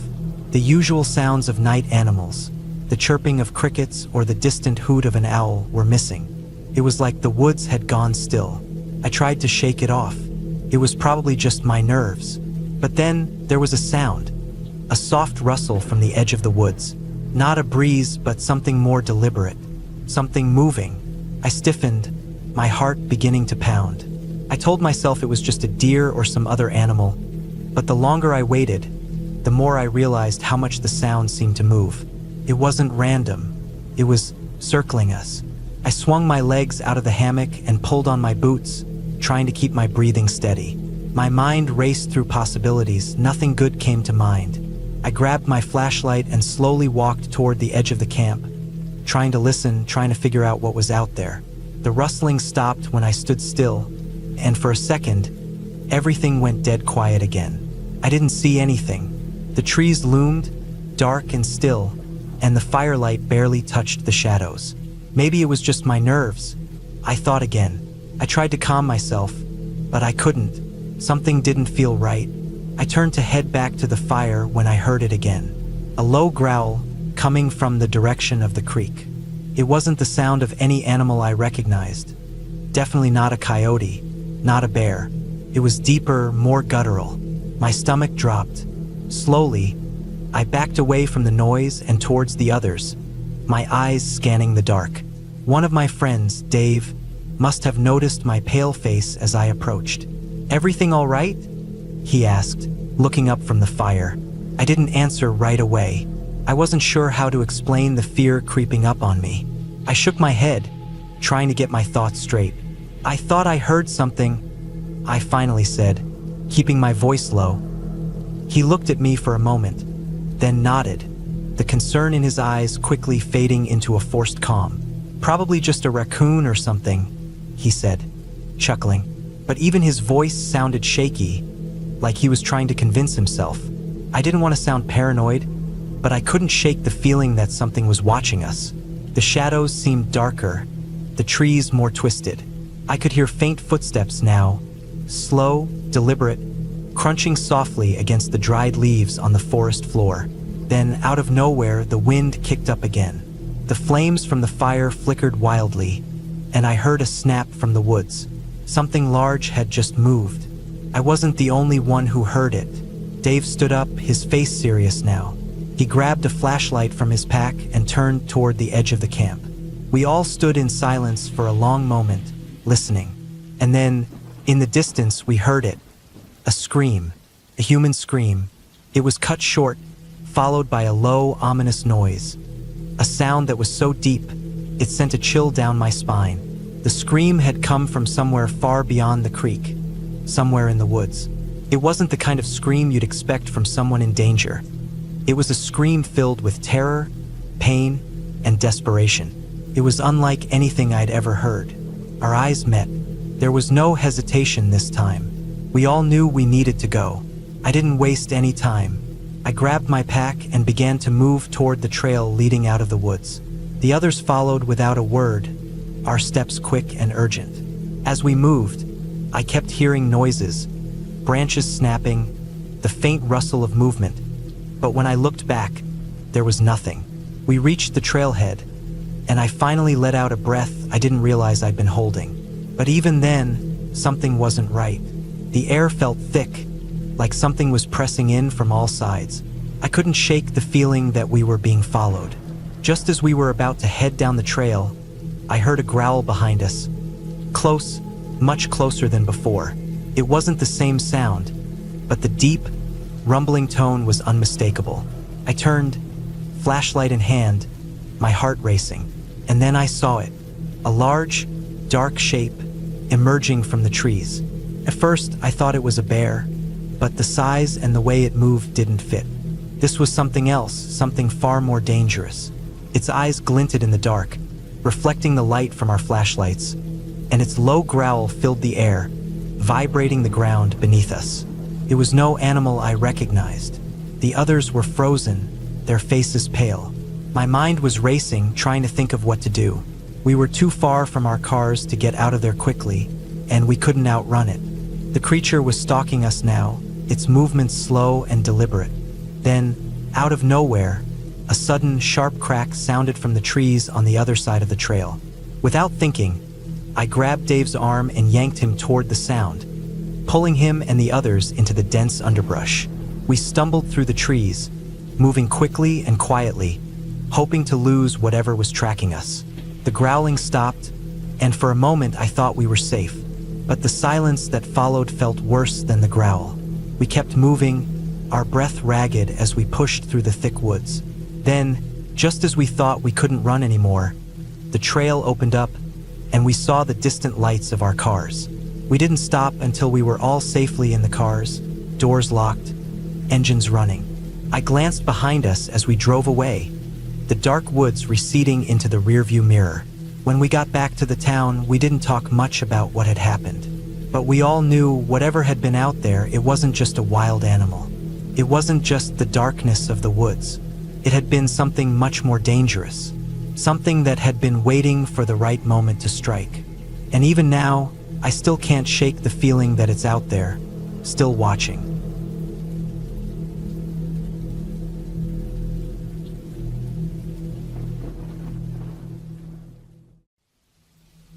I used to think camping alone would clear my head. No phones, no noise, no people. Just me, a tent, some food, and the sound of trees swaying in the breeze. I'd gone with friends before, but this time I wanted to do it by myself. A solo trip. Something about being alone in the woods made me feel like I could finally breathe. I figured I'd head out Friday afternoon, set up before dark, spend the weekend just relaxing and maybe doing a bit of hiking. I picked a remote area near the base of some hills in a national forest a few hours from where I lived. Not too well known, but there was a marked trail and some unofficial camping spots where people sometimes set up. I'd gone hiking there once before with a buddy, so I had a general idea of the layout, but I'd never camped overnight in that particular spot. It was far enough from the city to feel wild, but not completely off the grid. I parked my car on the gravel turnout around 3 p.m. There weren't any other vehicles there, which didn't surprise me. It was late in the season, and the air already had that sharp edge that told you fall was just around the corner. I loaded up my backpack, tent, food, small propane stove, water bottles, extra layers, and started down the trail. It was about a 2-mile hike to where I planned to set up. Nothing too crazy. The trail dipped in and out of dense woods and followed the edge of a ridge before dropping down into a clearing near a stream. By the time I made it to the spot I had in mind, it was getting close to sunset. I could still see the light spilling through the trees, but the sun had dipped behind the hills. I worked quickly, pitching the tent on a flat patch of ground tucked between some trees, not too close to the water but near enough to hear it. I gathered some firewood and got a small fire going, mostly for comfort since I had a stove for cooking. I made a quick dinner, just instant noodles and jerky, and sat by the fire as the sky turned dark. The first night was fine, cold but peaceful. I sat there for a while just watching the flames, listening to the occasional crack of a branch off in the woods. Forests are never truly quiet. There's always something moving around, even if you can't see it. I zipped myself into the tent and read a bit with my headlamp before falling asleep. I woke up around 2 a.m. to something rustling nearby. It wasn't close, maybe 20 or 30 feet off, but it was loud enough to snap me awake. It didn't sound like a person or anything. It was low to the ground, scuffling through leaves, probably a raccoon or maybe a deer. I lay there listening, holding my breath, but after a few minutes it went quiet again. I fell back asleep. The next morning was misty, the kind of mist that hovers low, clinging to the forest floor, making everything feel smaller and more closed in. I made some coffee, ate a granola bar, and hiked up the ridge behind the campsite to get a better view of the valley. I didn't bring my phone out. I had it turned off in my pack. That was the whole point of the trip. The hike was slow.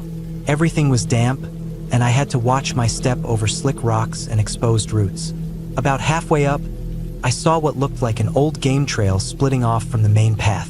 It wasn't on any map I'd seen, but I was curious. I followed it for a while, weaving through tight clusters of trees and pushing through low branches. After about 10 minutes, I came across an old wooden post sticking out of the ground. No sign or anything on it, just a weathered, splintered post surrounded by tall grass. I stood there for a second, wondering what it had marked. Then I noticed something strange. Flattened areas of grass. Not fresh, but not completely overgrown either. Like maybe someone had camped there a few weeks ago. There was no trash or gear, just the shape of where a tent might have been. A little further off, I saw a fire ring made of rocks. It looked like someone had tried to cover it up with dirt and leaves. I don't know why, but the whole place gave me a weird feeling. Not danger exactly, just off. I turned around and headed back. By the time I got back to my camp, the mist had lifted and the sun was shining again. I spent the rest of the day reading and gathering more wood. I thought about checking out another trail after lunch, but decided against it. I didn't feel like being that far from camp again. That night I cooked a better meal. Beans and rice, nothing fancy, and sat by the fire longer than I had the night before. Something about the woods felt different. Still quiet, but in a tighter way, like it was listening. Around 11 p.m., I turned in.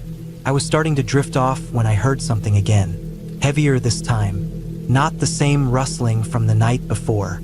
It was slower, deliberate. Not close, but not far either. Maybe 50 feet off, moving parallel to the tent. I held still, trying to guess what it could be. The steps were spaced out, not like a deer bounding through underbrush. It stopped for a few seconds, then started again, heading deeper into the woods. After a while, I didn't hear anything else. I didn't sleep well that night. My ears kept straining for sounds, real or imagined. Every time the wind moved through the trees, I tensed up. Eventually, the sky started to lighten and I got up, bleary-eyed and stiff. I told myself it was probably just an animal. Could have been a bear, maybe even an elk or a moose passing through. I didn't see any tracks, though. The ground was dry enough that it wouldn't hold prints too well. But still, I had that weird knot in my stomach again. I thought about packing up and heading out, but I felt stubborn. I'd planned for 2 nights and didn't want to bail early just because I'd spooked myself. I decided to stay near camp that day. No hikes, no wandering. I walked the perimeter of my site a couple times, just to reassure myself. That's when I noticed something that made my skin crawl. Behind the tent, maybe 20 yards into the woods, I saw a tree with fresh scratches on the bark. They weren't deep, but they were long and uneven, like something had raked a blade or maybe claws down the side. The marks were at shoulder height for a person. I just stood there staring at them, trying to tell myself they'd always been there and I hadn't noticed. Later that afternoon, I thought I heard something again, further off in the woods. A sharp crack, like a branch breaking underfoot. I waited, listening. Nothing else. I couldn't shake the feeling I was being watched. I kept glancing over my shoulder while I cooked dinner. The fire helped a little, made the space feel brighter, safer. But every time I stepped away from it, even just a few feet, I felt that pressure again, like eyes on the back of my neck. After I ate, I cleaned up everything, packed up all the food in a bag, and strung it up in a tree well away from the tent. I triple-checked that there was nothing left out that might attract animals. Still, I couldn't relax. I sat by the fire until it burned low and the cold started creeping in. I didn't want to go into the tent, but eventually I forced myself. Sleep didn't come easy. I kept the flashlight within reach and lay there fully dressed, boots and all, just in case. Around 1 a.m., I heard footsteps again, closer this time. Not running, not charging, just walking. Slow and steady. They stopped right at the edge of my camp. I held my breath, straining to hear more. Then the sound of breathing. Slow, shallow, but unmistakably human. I stayed perfectly still, heart pounding so hard I thought it would give me away. Then the breathing stopped. I waited. 10 seconds. 20. Full minute. Nothing. I didn't move for what felt like an hour. Eventually, I fell asleep out of pure exhaustion. When I woke up, it was still dark, just the first blue hint of dawn in the sky. I got out of the tent slowly and looked around. Everything looked normal, but when I walked to the edge of camp, where I thought the footsteps had stopped, I saw it. A boot print, not mine. It was fresh, clear, facing the tent. My stomach dropped. I didn't know what to do. I didn't hear anyone leave. No car, no voices, just that single print, like someone had stepped forward, stood there watching, and then backed away silently. I packed everything as fast as I could. Didn't even make coffee or breakfast. Just shoved my gear into the backpack, stomped out the last of the fire, and got the hell out of there. Every step down the trail, I expected to hear footsteps behind me. I didn't, but I also didn't stop moving. When I finally got to my car, I practically threw my pack into the back seat and locked all the doors. I sat there for a long time trying to calm my breathing, trying to make sense of it.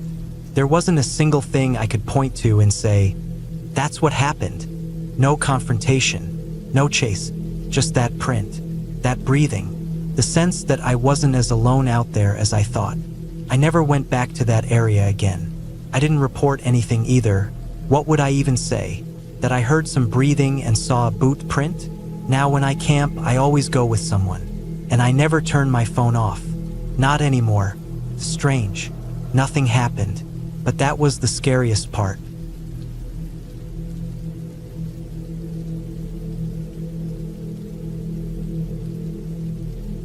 It was sometime in the mid-'80s when my mom, still a teenager, went camping for the first and last time. She hadn't grown up outdoorsy.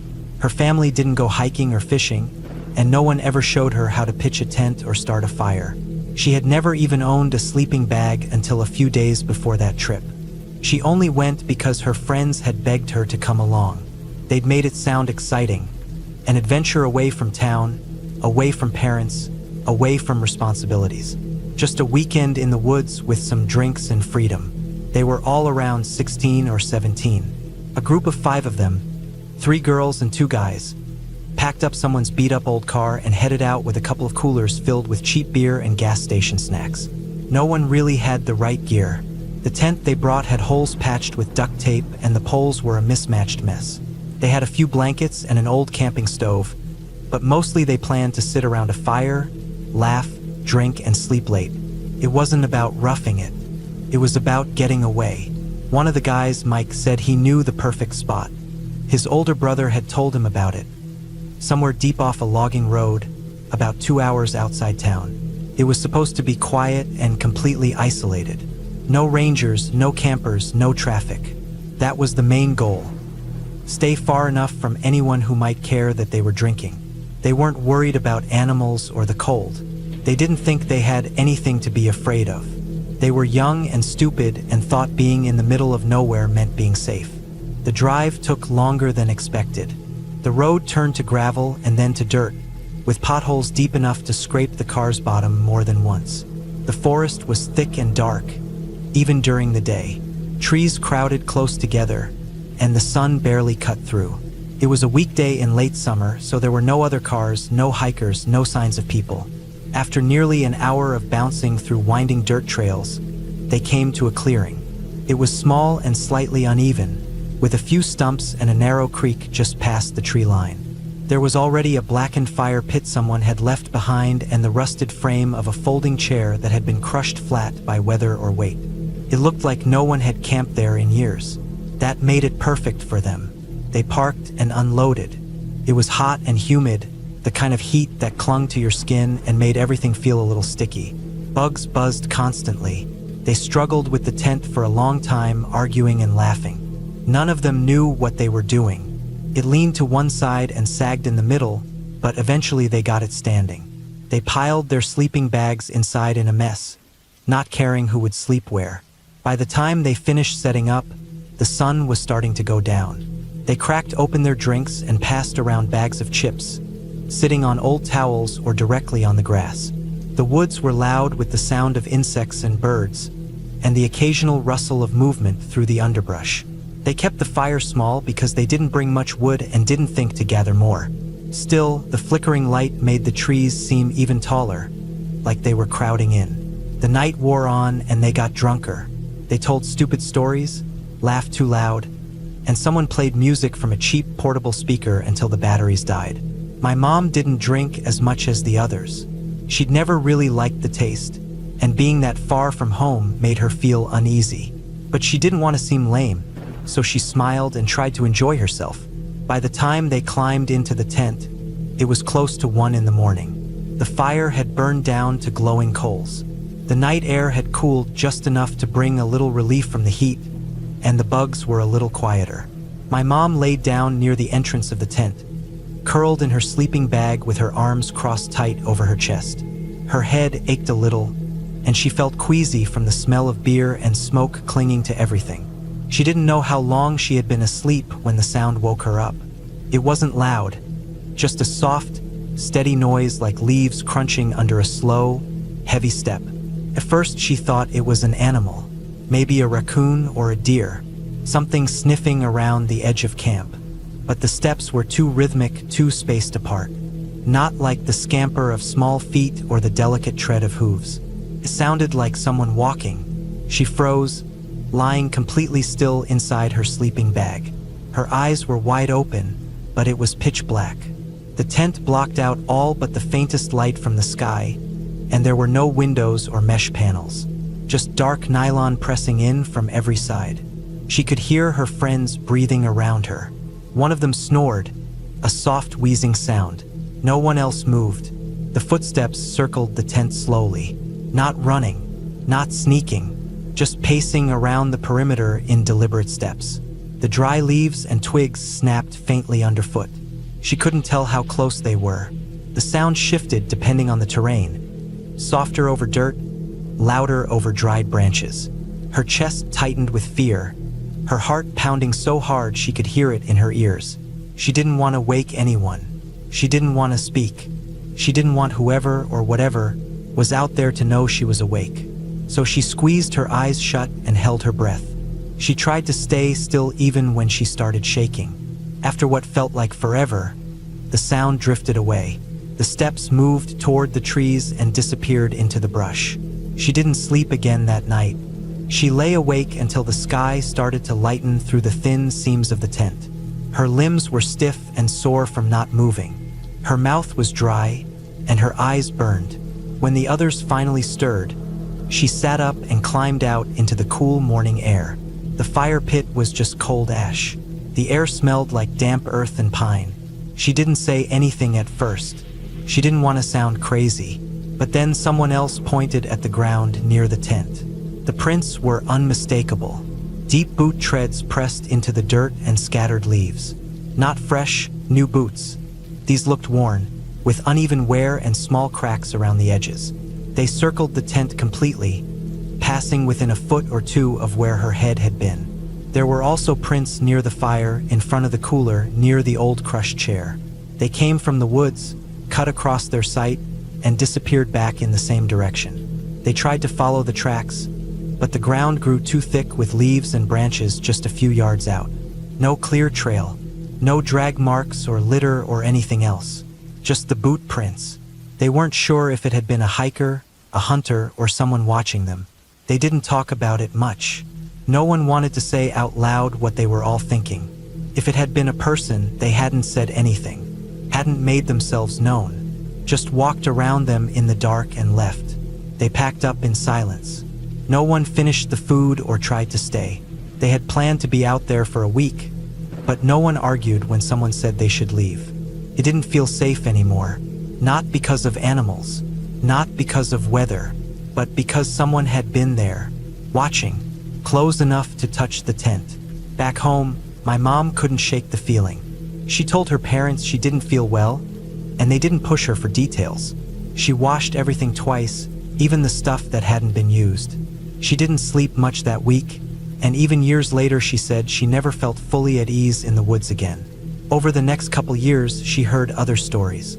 Some from friends of friends, some from local rumors. People who went camping near that same area and found boot prints around their tents in the morning. No signs of forced entry, nothing stolen, just the prints, circling, always leaving the same way they came. No one ever got caught. No one ever admitted to doing it. Could have been a prank, maybe, but it happened too many times to too many different people. The stories faded after a while. New kids found new places to party, but my mom never forgot it. When I was a kid, I'd ask why we never went camping, why all the other families had tents and trailers and stories about lakes and esmores and bears, but we didn't. She never gave a detailed answer, just said she didn't like it, said it wasn't her thing. But when I got older, she finally told me the full story. Every detail, the tent, the footsteps, the prints, the way it felt to lie there in the dark, knowing someone was right outside and doing nothing. That was enough for her. One night was all it took. She never camped again, and she never let us go either.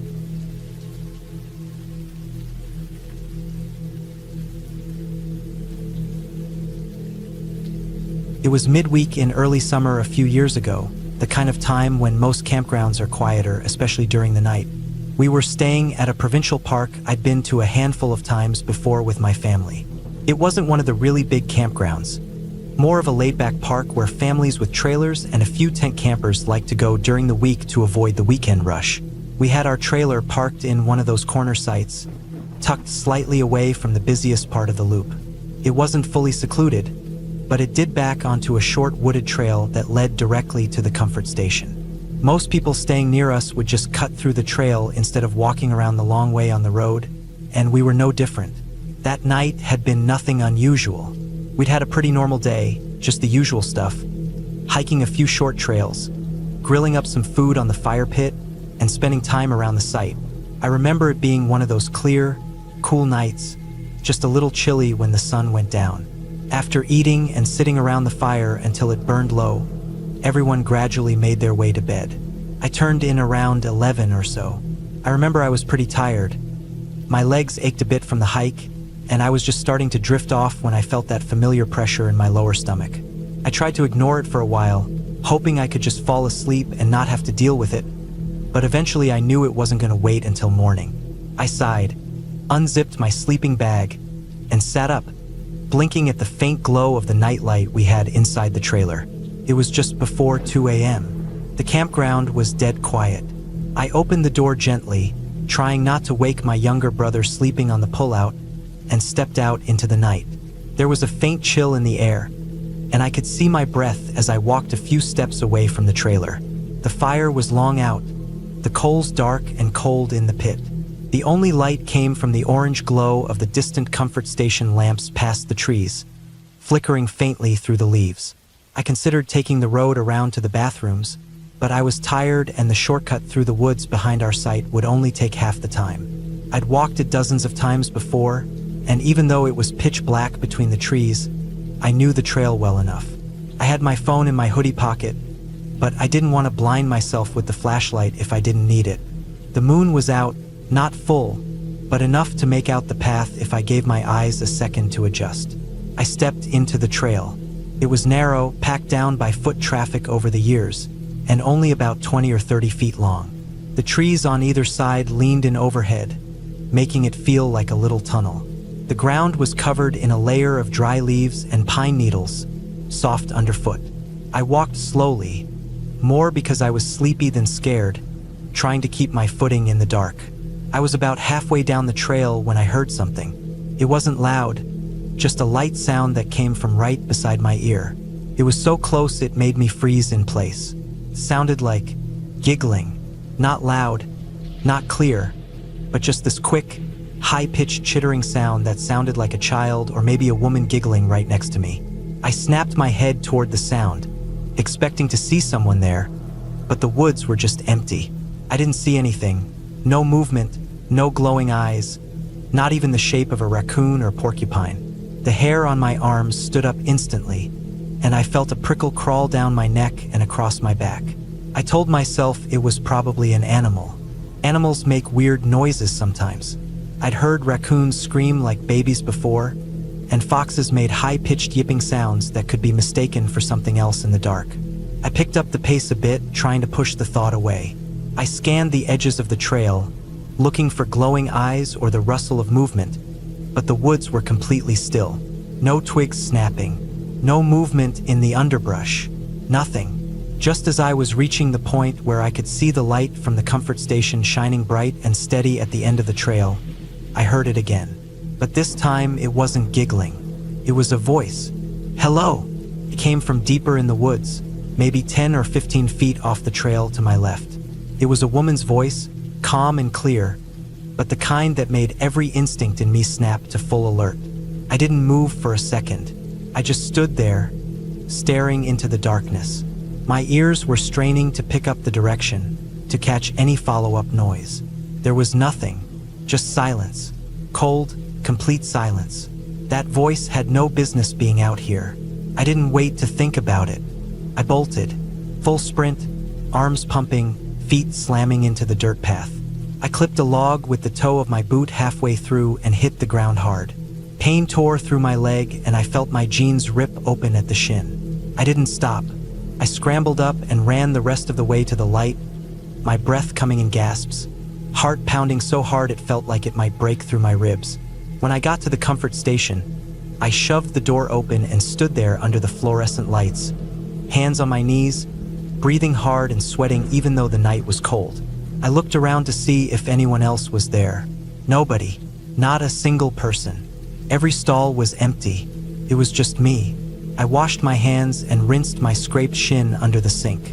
It wasn't bleeding too badly, but it stung like hell. I looked at the torn fabric of my jeans and felt kind of ridiculous. My brain was already working overtime, trying to explain what I'd heard. It had to have been an animal, maybe a weird echo from another camper, some sound carrying oddly through the woods. I'm a biologist. I know how easily people can mistake natural sounds for something more human, especially at night when your senses are on edge. Maybe someone had been out walking their dog or smoking a cigarette off trail, even though it was technically not allowed after hours. I tried to let it go. I really did. I talked myself out of believing it was anything more than a trick of the mind or some natural noise.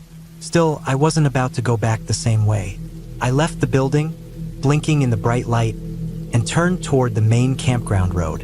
It was the long way, but it was wide open and had path lights spaced along the edges every 100 feet or so. The air was still and quiet, not even the sound of crickets. I wrapped my arms around myself, shivering slightly, and tried not to think about the shortcut trail as I walked past it. As I passed the spot where the entrance to the shortcut disappeared into the trees, I instinctively gave it a wide berth. I didn't want to be anywhere near it. I kept my eyes forward, head down, focusing on the gravel under my feet and the next path light ahead. But as I passed, something caught in my ears again. A whisper. It was faint, but unmistakable. Come back. This time I didn't look. I didn't stop. I just ran, full speed, again. My legs ached and my shin was still bleeding, but I ran like hell. The gravel crunched under my feet as I booked it down the rest of the road, past the loop, around the corner, and back toward our trailer. I didn't even look behind me. I didn't want to know if someone was there. I burst into our campsite, ducked under the awning, and slammed the trailer door behind me, waking my brother in the process. He mumbled something about what was going on, but I just told him I tripped and hurt my leg. I didn't want to talk about it. I laid down in my bunk, heart still pounding, and pulled the covers over my head like I was 7 years old again. I didn't sleep much that night. Every little creak of the trailer made my pulse spike. Every distant rustle in the trees outside made me freeze. I didn't even want to look out the window, even though part of me was tempted to. When morning came, I still didn't feel much better. I checked out the spot where I tripped and saw the log sticking out of the ground, partially hidden under leaves. My leg was sore and stiff, and the rip in my jeans was about 6 inches long. My mom gave me a bandage and asked what happened. I just told her I tripped while walking to the bathroom. She laughed a little and told me I should have taken the road instead of being lazy. I didn't argue. That day, I walked back to the trail in daylight just to look. It was quiet and calm, like nothing had ever happened. I stood there for a long time, staring into the woods. There was no sign of anyone having been there. No cigarette butts, no weird tracks, nothing unusual. Just trees, leaves, and that narrow dirt path. We stayed the rest of the week, and I never walked that trail again after dark. I always took the road, no matter how tired I was or how badly I needed to go. I didn't care if it took longer. The shortcut wasn't worth it. The next season, my parents bought a new trailer with a bathroom built in. It was one of those small wet baths. Tiny, barely enough room to turn around, but I didn't care. I haven't used a campground comfort station at night by myself since that trip. Not once. And I never planned to. Even now, I still don't know what I heard that night. I've tried to explain it 100 different ways. I've gone through all the possible animals, every kind of sound that might carry in the woods. I've even thought about the possibility of someone messing with me, maybe a teenager playing a prank or someone hiding off trail, but it doesn't quite add up. It was too quiet out there, too still. And that whisper, "Come back." I didn't imagine that. It was real. I heard it. I still hear it in my head sometimes. I don't believe in ghosts or anything like that. I still don't.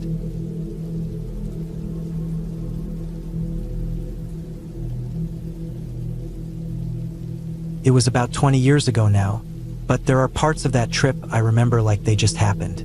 I was around 14 at the time, maybe 15, and my dad had planned this canoe and camping trip for us and a couple of his old college buddies. Each of them brought their sons, my two best friends back then. We'd grown up together, played Little League, had sleepovers, got in trouble for shooting BB guns at soda cans in the backyard, all that stuff. Our dads had stayed close since their college days, and they were all the kind of outdoorsy types who liked escaping into the woods a couple times a year. That year, they decided to do something more adventurous than our usual lake camping. Something deeper, quieter, harder to get to. They picked this long stretch of river that twisted through a pretty remote section of forest, miles away from any towns. It wasn't the kind of trip you just wandered into without a plan. There were rapids, some tricky spots that needed experience to get through, and the kind of isolation that meant you really had to know what you were doing. My dad got a recommendation through a guy at work. Someone had used a local guide to get through this same part of the river, said he knew the area like the back of his hand. My dad talked it through with the other guys, and they decided to hire the same guide for our trip. We met him in a gravel parking lot at the end of some narrow back road.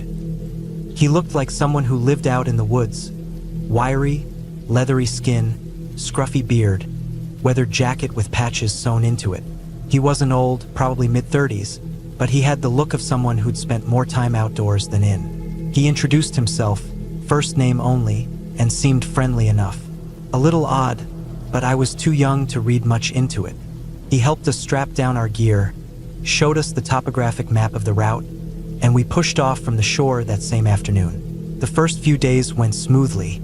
We paddled long hours, working our way downriver, weaving between rocky bends and narrow straits. The river would open up into quiet, wide stretches, and then tighten into churning little sections that made our hearts race. The guide knew every twist, every downed tree, every rock just below the surface. He always went first and pointed out the safest path through. I remember thinking it was cool how he could just read the water like that. We all respected him for it. During the days we fished, the river was full of bass and trout, and we had decent luck pulling them in. Every evening, once we'd set up camp and lit a fire, we'd clean and cook the fish, adding them to rice or pasta or just frying them up and eating them plain. We shared meals, laughed about the ones that got away, and compared different ways of seasoning and cooking. Everyone contributed something, even if it was just ketchup or crackers or some seasoning they brought from home. Everyone except the guide. He always ate out of cans. Every night, while we passed around foil-wrapped fish and steaming bowls, he'd sit a little apart and quietly open a can. Peaches and syrup, beanie weenies, sometimes cold green beans. He never asked for any of our food, never offered any of his, just stuck to his own little pile of supplies. At first, we thought maybe he just preferred it. But after a few nights of watching him spoon cold food out of a can while the rest of us shared hot meals, my dad and one of the others asked if he wanted to try some fish. He just shook his head, said he was good. None of us thought much of it. Some people are just private. And he wasn't rude, quiet, yeah, but polite. He helped set up camp, always checked the tents for flat ground, kept a lookout while we gathered firewood. But there was always this distance. He wasn't interested in joking around or swapping stories. When the rest of us sat around the fire after dinner, he often just wandered off down by the riverbank or stayed by his tent, whittling something or staring out at the water. The fifth or sixth night, a cold front moved in. We hadn't expected it to get that cold, but the temperature dropped fast after sundown, and we all bundled into jackets and sleeping bags as soon as we could. The dads had planned for the chill a bit, brought a small battery-powered heater, the kind that's safe inside a tent if you use it right. We only ran it for a few minutes here and there, just to take the edge off before crawling into our bags. That night, right after we finished dinner, the guide came over to our tent area.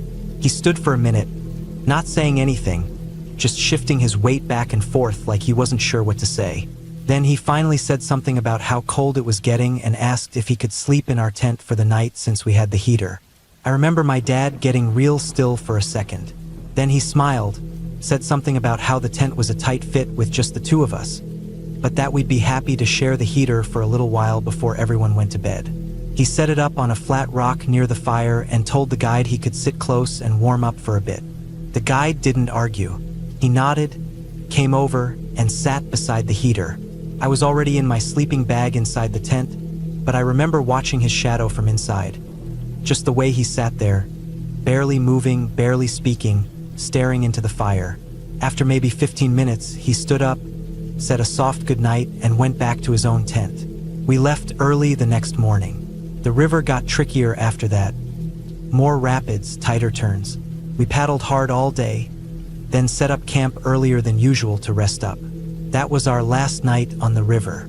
The next day, we hit the drop-off point, loaded up the cars, and drove back toward civilization. The guide left in a beat-up old pickup. My dad shook his hand and thanked him. He nodded, got in his truck, and drove off without another word. We talked about the trip for months afterward. It was one of those things that stuck with you. Paddling through quiet forests, cooking fish over a fire, sleeping under stars so bright they looked fake. I remembered the rapids, the morning mist, the way the river carved through narrow canyons and opened up into still ponds surrounded by tall grass. It felt like something out of a storybook, but we didn't talk much about the guide after that. I think we all just kind of forgot about him. He'd done his job well, didn't cause any problems, got us through safely. Just a strange guy who lived out in the woods and didn't talk much. 5 years later, I was home from college for the summer.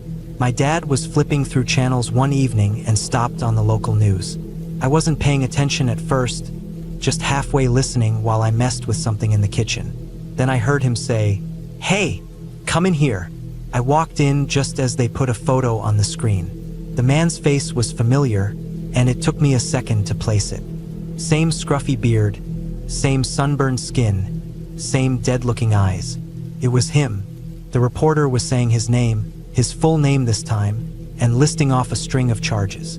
Sexual assault of minors, possession of child pornography, kidnapping suspicion in a neighboring state.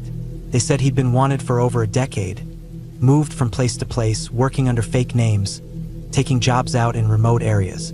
A couple of kids had gone missing near some of the places he'd worked.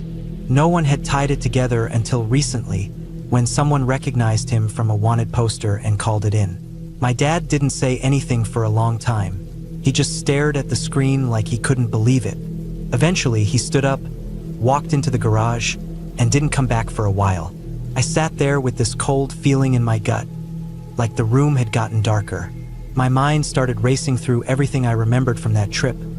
The cold cans, the silence, the way he watched us sometimes from just out of the firelight, the way he asked to sleep in our tent. He had been out there with us, in the middle of nowhere, no cell service, no one around for miles. 3 boys, all young, all clueless. And he'd been right there, watching, sleeping near us, leading us through parts of the river where no one would have heard a scream if anything had happened. I couldn't stop thinking about how easy it would have been for him to do something, anything, and just vanish into the trees. If he'd lured one of us away from the group, if he'd waited for someone to lag behind on the trail, if he'd gotten into one of our tents while everyone was asleep. But nothing had happened, and that was the strangest part of all. He didn't do anything. Not then, anyway. He just did his job and left. Maybe it wasn't the right timing for him. Maybe there were too many adults around. Or maybe we were just lucky. I told my friends about it later. They were as shocked as I was. One of them had even joked during the trip that the guy seemed like a serial killer or something. None of us thought that joke would ever come close to the truth. Over the years, that trip's taken on a different shape in my memory. Still there, still full of good moments, still a time I'm glad I shared with my dad. But there's always this shadow over it now, this undercurrent of unease. That week on the river, I had no idea how close we all were to something terrible. I didn't feel scared at the time, not once. But looking back now, I can see all the signs that something was off. The distance, the canned food, the way he kept to himself, the odd request to sleep in our tent. We dodged something. I don't know what his plan was, or if he even had one. But we were lucky, that much I'm sure of. Since then, I've been more cautious, more aware. You grow up thinking you can spot danger when it's near, that bad people look a certain way, act a certain way. But the truth is, most of the time they don't. They look like guides. They act helpful. They lead you through the woods and point out the safest way through the rapids. They sit by your fire.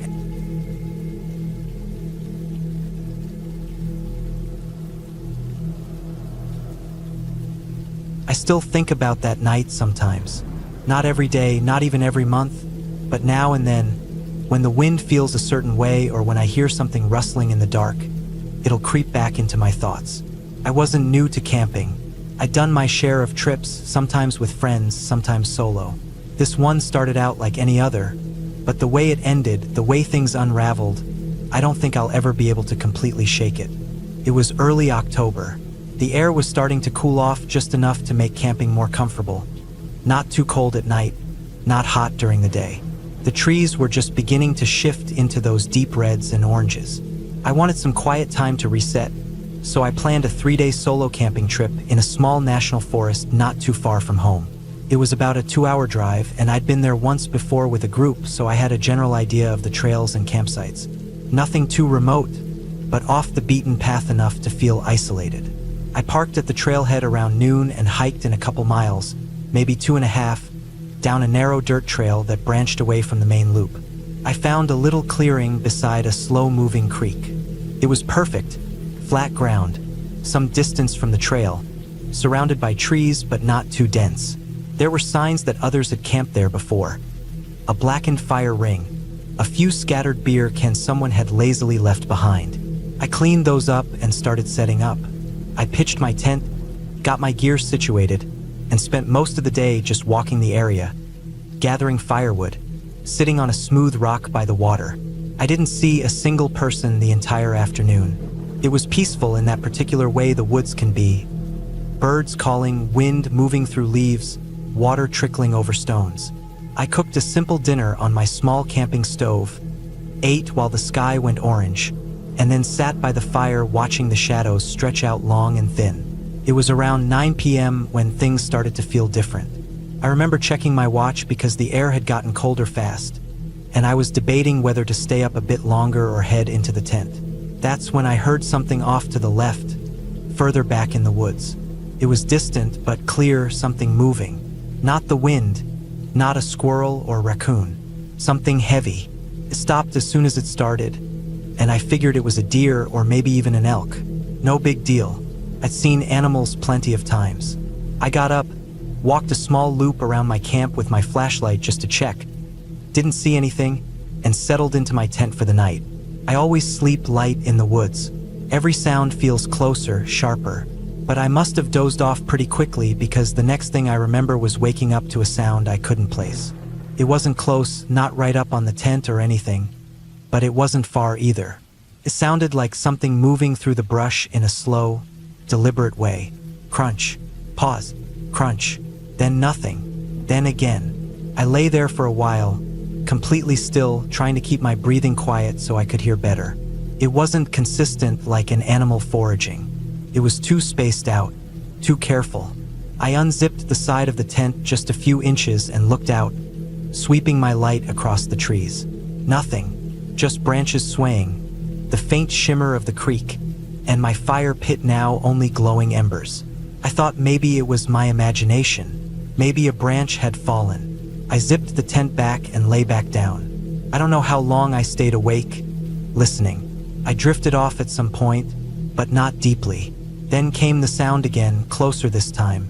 And this time I was sure it wasn't an animal. It sounded like footsteps, slow, measured. I could hear leaves crunching, the occasional snap of a twig underfoot. Then silence. I sat up fully now, heart picking up speed. I turned off my headlamp and sat in the dark, hoping my eyes would adjust to the moonlight filtering through the tent walls. I stayed like that, dead quiet, for at least 20 minutes. There was nothing, no sound, no movement. I finally unzipped the tent again, stepped out in my boots, and swept the flashlight across the woods. I made a wide circle around my camp, light scanning everywhere, but there was nothing. No footprints, no broken branches, no sign that anything had passed through. I didn't smell anything unusual, didn't see any glowing eyes in the light beam, just trees, rocks, and shadows. Still, I felt it, the kind of feeling you get when someone's staring at you. I didn't sleep much after that. I lay in my sleeping bag, fully dressed, just waiting for the first hint of dawn. When it finally came, I got up and made coffee, walking the perimeter of the camp again. I checked for any signs that someone had come through. There weren't any. No shoe prints, no bent grass, nothing. I told myself it had just been an animal, and I was probably overreacting because I was alone. Still, I couldn't shake the feeling. I debated leaving early, but I'd been looking forward to this trip, and the daylight made everything feel less tense. So I stayed. I spent the second day hiking a loop that connected back to the main trail. I saw a few day hikers, but no one going deep in. I got back to camp in the late afternoon, tired but more relaxed. I started to think maybe I'd just spooked myself the night before. After dinner, I sat on the same rock by the creek, letting the cold soak into my jeans, watching the water slide past. The woods were quiet again, the kind of quiet that makes you feel small but safe. I started to believe I'd just let my imagination get the better of me. That second night, I was in my tent by 8:30. I'd built up the fire nice and high before turning in, hoping it would burn long enough to keep animals away. I had earplugs in my pack but didn't use them. I wanted to hear what was happening outside, just in case. Somewhere around 11, I woke up again. No sound at first, just a strange pressure, like something wasn't right. Then I heard it, breathing, not deep and heavy like a bear, not quick like a deer, human, close, not right next to the tent, but close enough. It was faint, irregular, like whoever it was trying not to be heard, but couldn't help the sound of their own lungs. I sat up fast and grabbed my flashlight. I didn't turn it on yet. I just waited. The breathing stopped. Total silence. I leaned close to the wall of the tent, barely moving, trying to hear more. My heart was thudding so loud I thought it might drown out everything else. Then, a sound I will never forget. The soft, unmistakable snap of a branch, like someone shifting their weight. I didn't wait this time. I burst out of the tent with the flashlight blazing, scanning fast. Nothing. Just the fire pit, burned out now, and trees. I walked in circles, light beam bouncing off bark and leaves, straining to catch even the hint of movement. Still nothing. I was breathing hard now, trying not to panic, but my hands were shaking. I shouted, just a short bark of noise, something loud enough to let anything or anyone out there know I was awake and aware. No response. I didn't sleep again that night. I sat up outside the tent, my knife in one hand, light in the other, fire rebuilt and crackling loud. Nothing else happened, but I felt like I was being watched the entire time. Every creak of the forest, every gust of wind made me whip my head around. I kept thinking about the breathing, human breathing. That wasn't a raccoon. That wasn't a deer. Someone had been there. As soon as the sun started to rise, I packed up. I didn't even eat breakfast, just stuffed everything into my pack, put out the fire, and got moving. I took a different trail back, one that looped wide around the main trailhead, just to be safe. I was moving fast, too fast to enjoy the scenery. My ears were tuned to every noise behind me, my eyes scanning constantly. A few miles from the car, I saw something that stopped me cold. There was a tree just off the trail with fresh marks in the bark. Long, vertical gouges, not claw marks. These were deliberate. Someone had used a knife or maybe even a hatchet to carve into the wood. It wasn't initials or anything. It was just slashes, random but recent. The exposed wood was still bright and moist. Below the gouges was a pile of small rocks stacked up neatly, too neat to be random. I didn't stop to study it. I just kept moving faster now. When I finally got back to my car, I threw everything in the back seat and peeled out of the lot so fast I barely remembered to check the mirrors. I didn't see any other vehicles parked nearby, just mine. I didn't call the rangers. I don't know why. Maybe part of me thought they'd just shrug and say I was imagining it. There was no proof. Nothing had actually happened. But I know what I heard. I know what I felt. And I haven't camped alone since. Weeks later, I tried to tell a friend about it, but I left out most of the details. Sounded crazy, even to me. What do you say? That someone was breathing near your tent? That there were slashes on a tree and a pile of rocks? It doesn't sound like much when you say it out loud. But when you're in the middle of the woods, in the dark, alone, with no cell signal and no one else around for miles, those little things stop being little. I don't know if it was a drifter, some sick person watching campsites, or just a mess.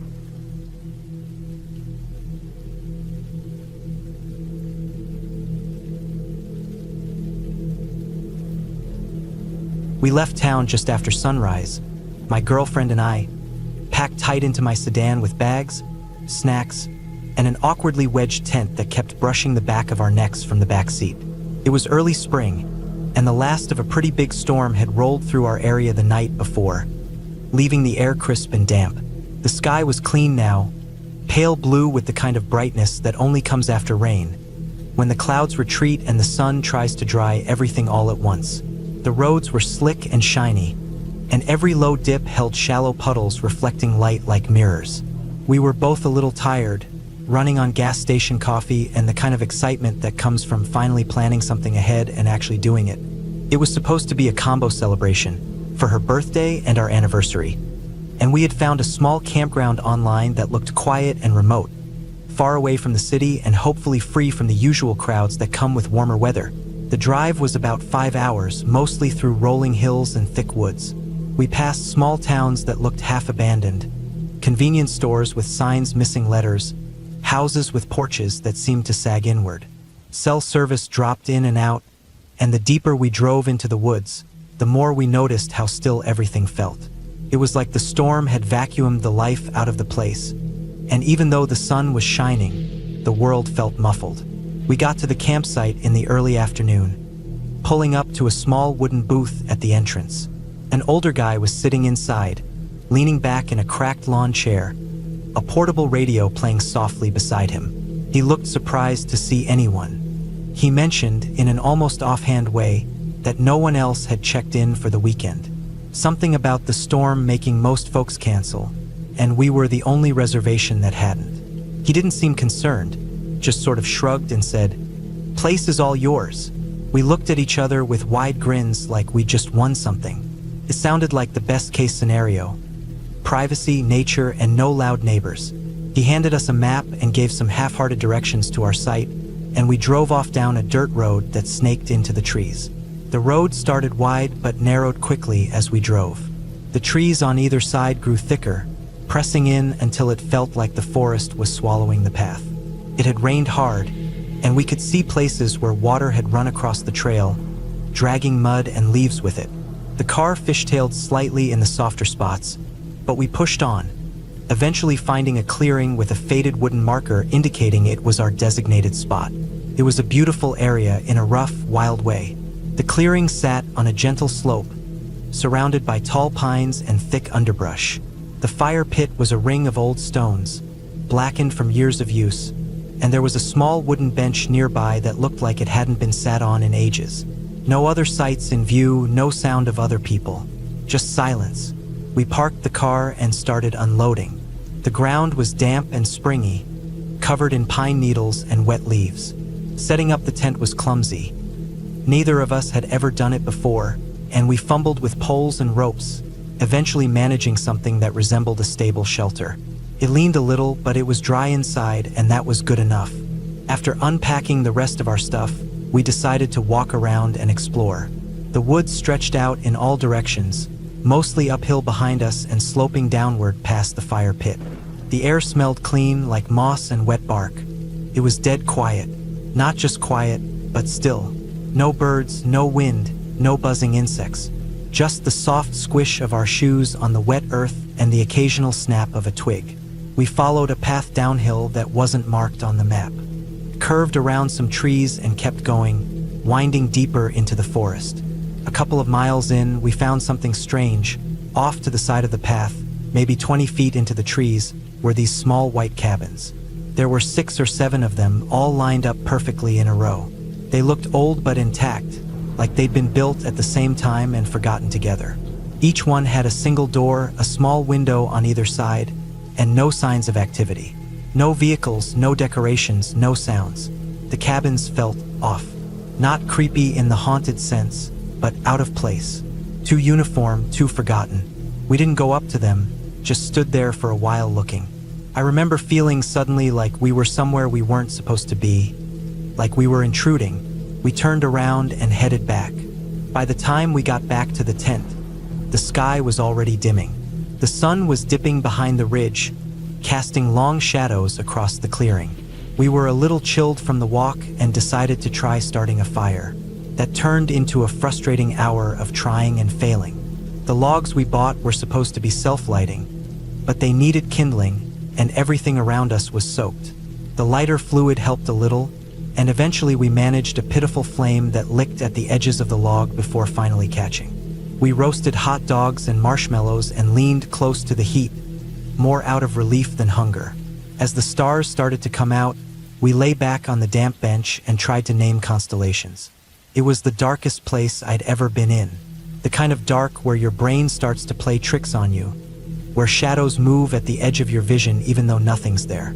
We doused the fire and crawled into the tent. The sleeping bags were cold at first but warmed up fast. We lay close together, whispering about the weird cabins and how lucky we were to have the whole place to ourselves. I could tell she was a little on edge. Her breathing was shallow, and she kept glancing toward the tent walls like she expected something to appear there. We were halfway through a quiet conversation when she suddenly stiffened and put a hand over my mouth. I could feel her breath on my cheek, fast and nervous. I froze. Then I heard it. Footsteps. Heavy ones. Not close at first.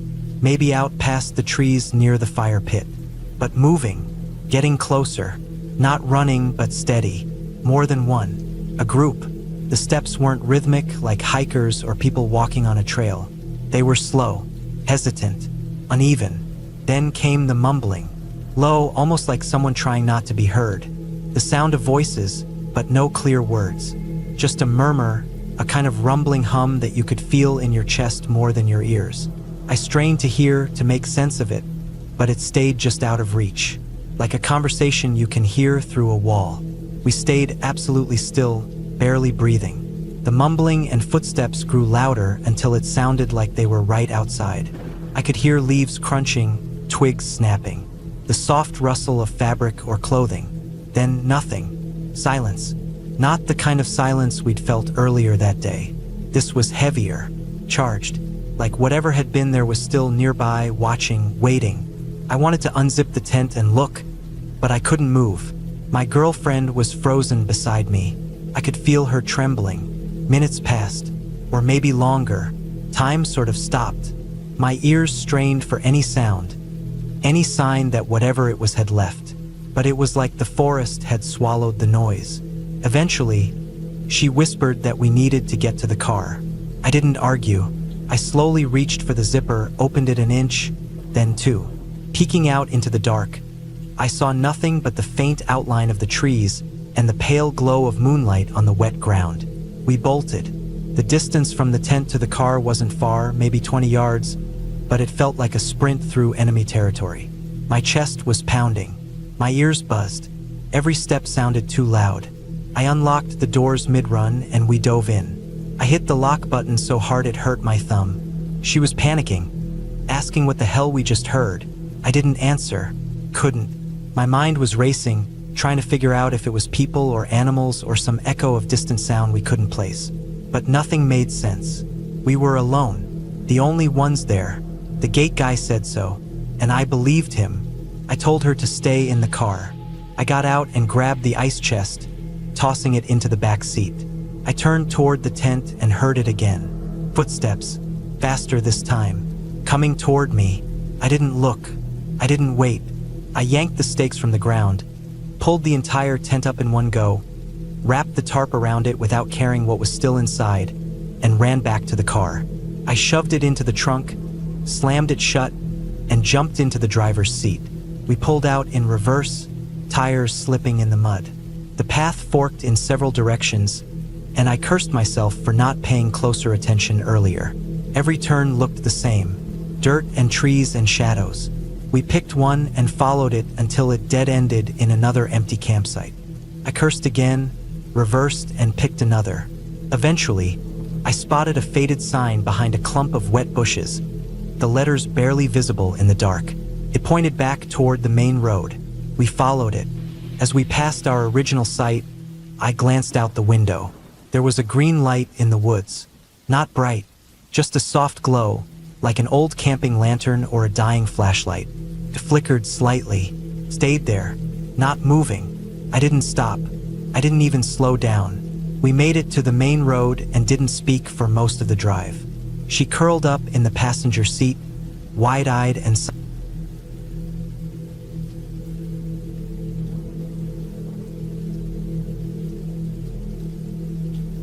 I went camping last summer in a state forest a few hours away from where I live. It wasn't anything official, just me, my pack, my tent, and a cooler full of supplies. I like it that way. No reservations, no campgrounds, no other people. Just me and the woods. I parked my car off a gravel forest road and hiked in about 3 miles before settling on a flat patch of land beside a small stream. It looked perfect. The tree canopy above filtered the sunlight in a soft, quiet way, and the stream would be good for washing up and maybe even catching some sleep with that background sound. I set up my tent near the edge of the clearing, not too close to the water but close enough that I could hear it if I left the tent flap open at night. The first evening went by without much happening. I had a fire going by dusk and cooked up some hot dogs I brought in a vacuum-sealed pack. I sat by the fire for a long time after that, watching the flames burn low and sipping on a beer. The woods were quiet. Occasionally I'd hear the high-pitched call of a bird or the rustle of some small animal in the brush, but it felt peaceful, almost like the trees had accepted me. I crawled into my sleeping bag early, probably around 9, and slept straight through the night. The second day was a little more active. I walked a few miles around the area trying to get a feel for the terrain. The forest was mostly pine and oak, with a few old logging trails cutting through the thick undergrowth. I followed one of those trails for a while until it disappeared under a fallen tree. I had a knife, a first aid kit, and my bear spray with me, but I still felt better staying within a few miles of my tent. It's easy to get turned around when you're out in the middle of nowhere. After hiking for most of the morning, I returned to my camp, heated up some canned chili, and relaxed in a folding chair I brought. That night, I started hearing something strange. It was around 10. I was sitting near the fire again, just letting it burn down, when I heard a sound coming from across the stream. It wasn't an animal, not one I recognized, at least. It sounded like heavy steps, like a person walking slowly through the woods. The steps were irregular, too, sometimes fast, sometimes stopping for a while.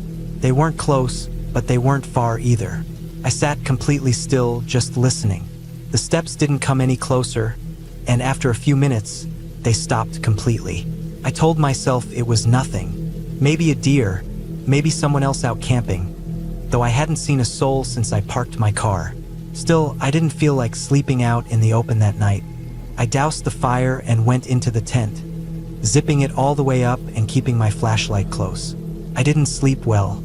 Every time I started to drift off, I imagined hearing those steps again, out there in the dark. But the night passed and nothing happened. The next morning, I checked the area across the stream.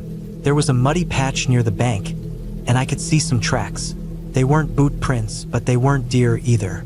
They looked human, bare feet maybe, though the prints were messy and not very deep. Still, they didn't make me feel good.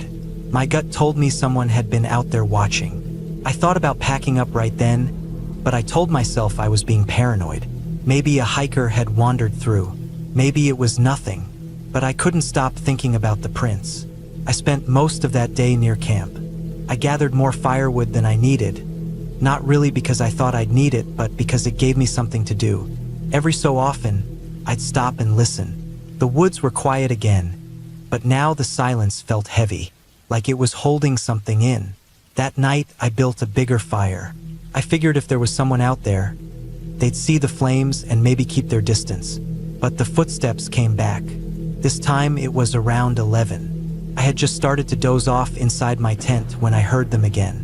The same heavy, uneven steps, coming from the same direction across the stream. I sat up, heart thudding. I didn't turn on the flashlight right away. I didn't want to give away that I was awake. I sat there, in the dark, listening as the steps moved closer. Slowly, deliberately, then they stopped. I waited, frozen, for a long time, maybe 20 minutes. Nothing, no more steps. I laid back down, trying to calm my breathing. Eventually I drifted off, though it wasn't real sleep. Just shallow, twitchy dozing, waking up at every snap of a branch or gust of wind. The next morning, I found more prints. This time they were on my side of the stream. Not many, just a few muddy ones near the edge of the trees, facing my camp. Someone had crossed during the night, come close enough to see my tent, and then turned around. That was it for me. I started packing. I didn't even bother cooking breakfast, just shoved everything into my pack, broke down the tent as fast as I could, and doused the fire. I had a straight hike back to the car, and I didn't stop to take in the scenery. Every noise I heard on the way back made me jump. I felt like something was following me, staying just out of sight. I didn't see anyone, but the feeling wouldn't go away. I made it back to the car in just under 2 hours, legs burning from the hike. The moment I saw that dusty old sedan in the gravel lot, I felt like I could breathe again. But then I noticed something. There were fresh footprints in the dirt behind my car. Not mine. Mine were easy to spot, coming in from the forest. These were different, heavier, deeper, and pacing, like someone had been waiting there. The back window had smudges on it too, like someone had touched it with dirty hands, maybe trying to look inside. I unlocked the door, threw my gear in the trunk, and got the hell out of there. I didn't even check the rear view until I was a good mile down the road. When I got home, I told myself it was probably just a local messing around. Maybe a squatter living off the grid, maybe someone looking to scare campers. I didn't file a report. What would I say? That I heard footsteps and saw footprints? That someone watched me sleep and walked around my car? There wasn't anything illegal about it, just creepy. But here's the thing that keeps coming back to me over and over. I've been careful about where I parked. The trailhead was small, tucked away, not the kind of place you'd just stumble upon. So whoever was out there, They weren't just wandering. They knew where I was. Maybe they followed me in. Maybe they were already out there, watching from the woods before I even set up camp. I think about those prints sometimes. The shape of them. The fact that they were barefoot. No hiker goes barefoot in that kind of terrain. Too many thorns, sharp rocks, snakes. Whoever it was, they weren't hiking. They weren't camping. They were just out there, waiting. I've gone camping since then, but never alone. Not out in the deep woods like that. I stick to places with people even if I don't like the crowds. I don't sleep as well, but at least I know someone would hear me scream. I never went back to that forest, and I don't plan to. I don't need to. I already learned what I needed to. Some places feel empty for a reason. Not because no one's there, but because someone is and they don't want to be seen. And next time, maybe they wouldn't stop at just watching.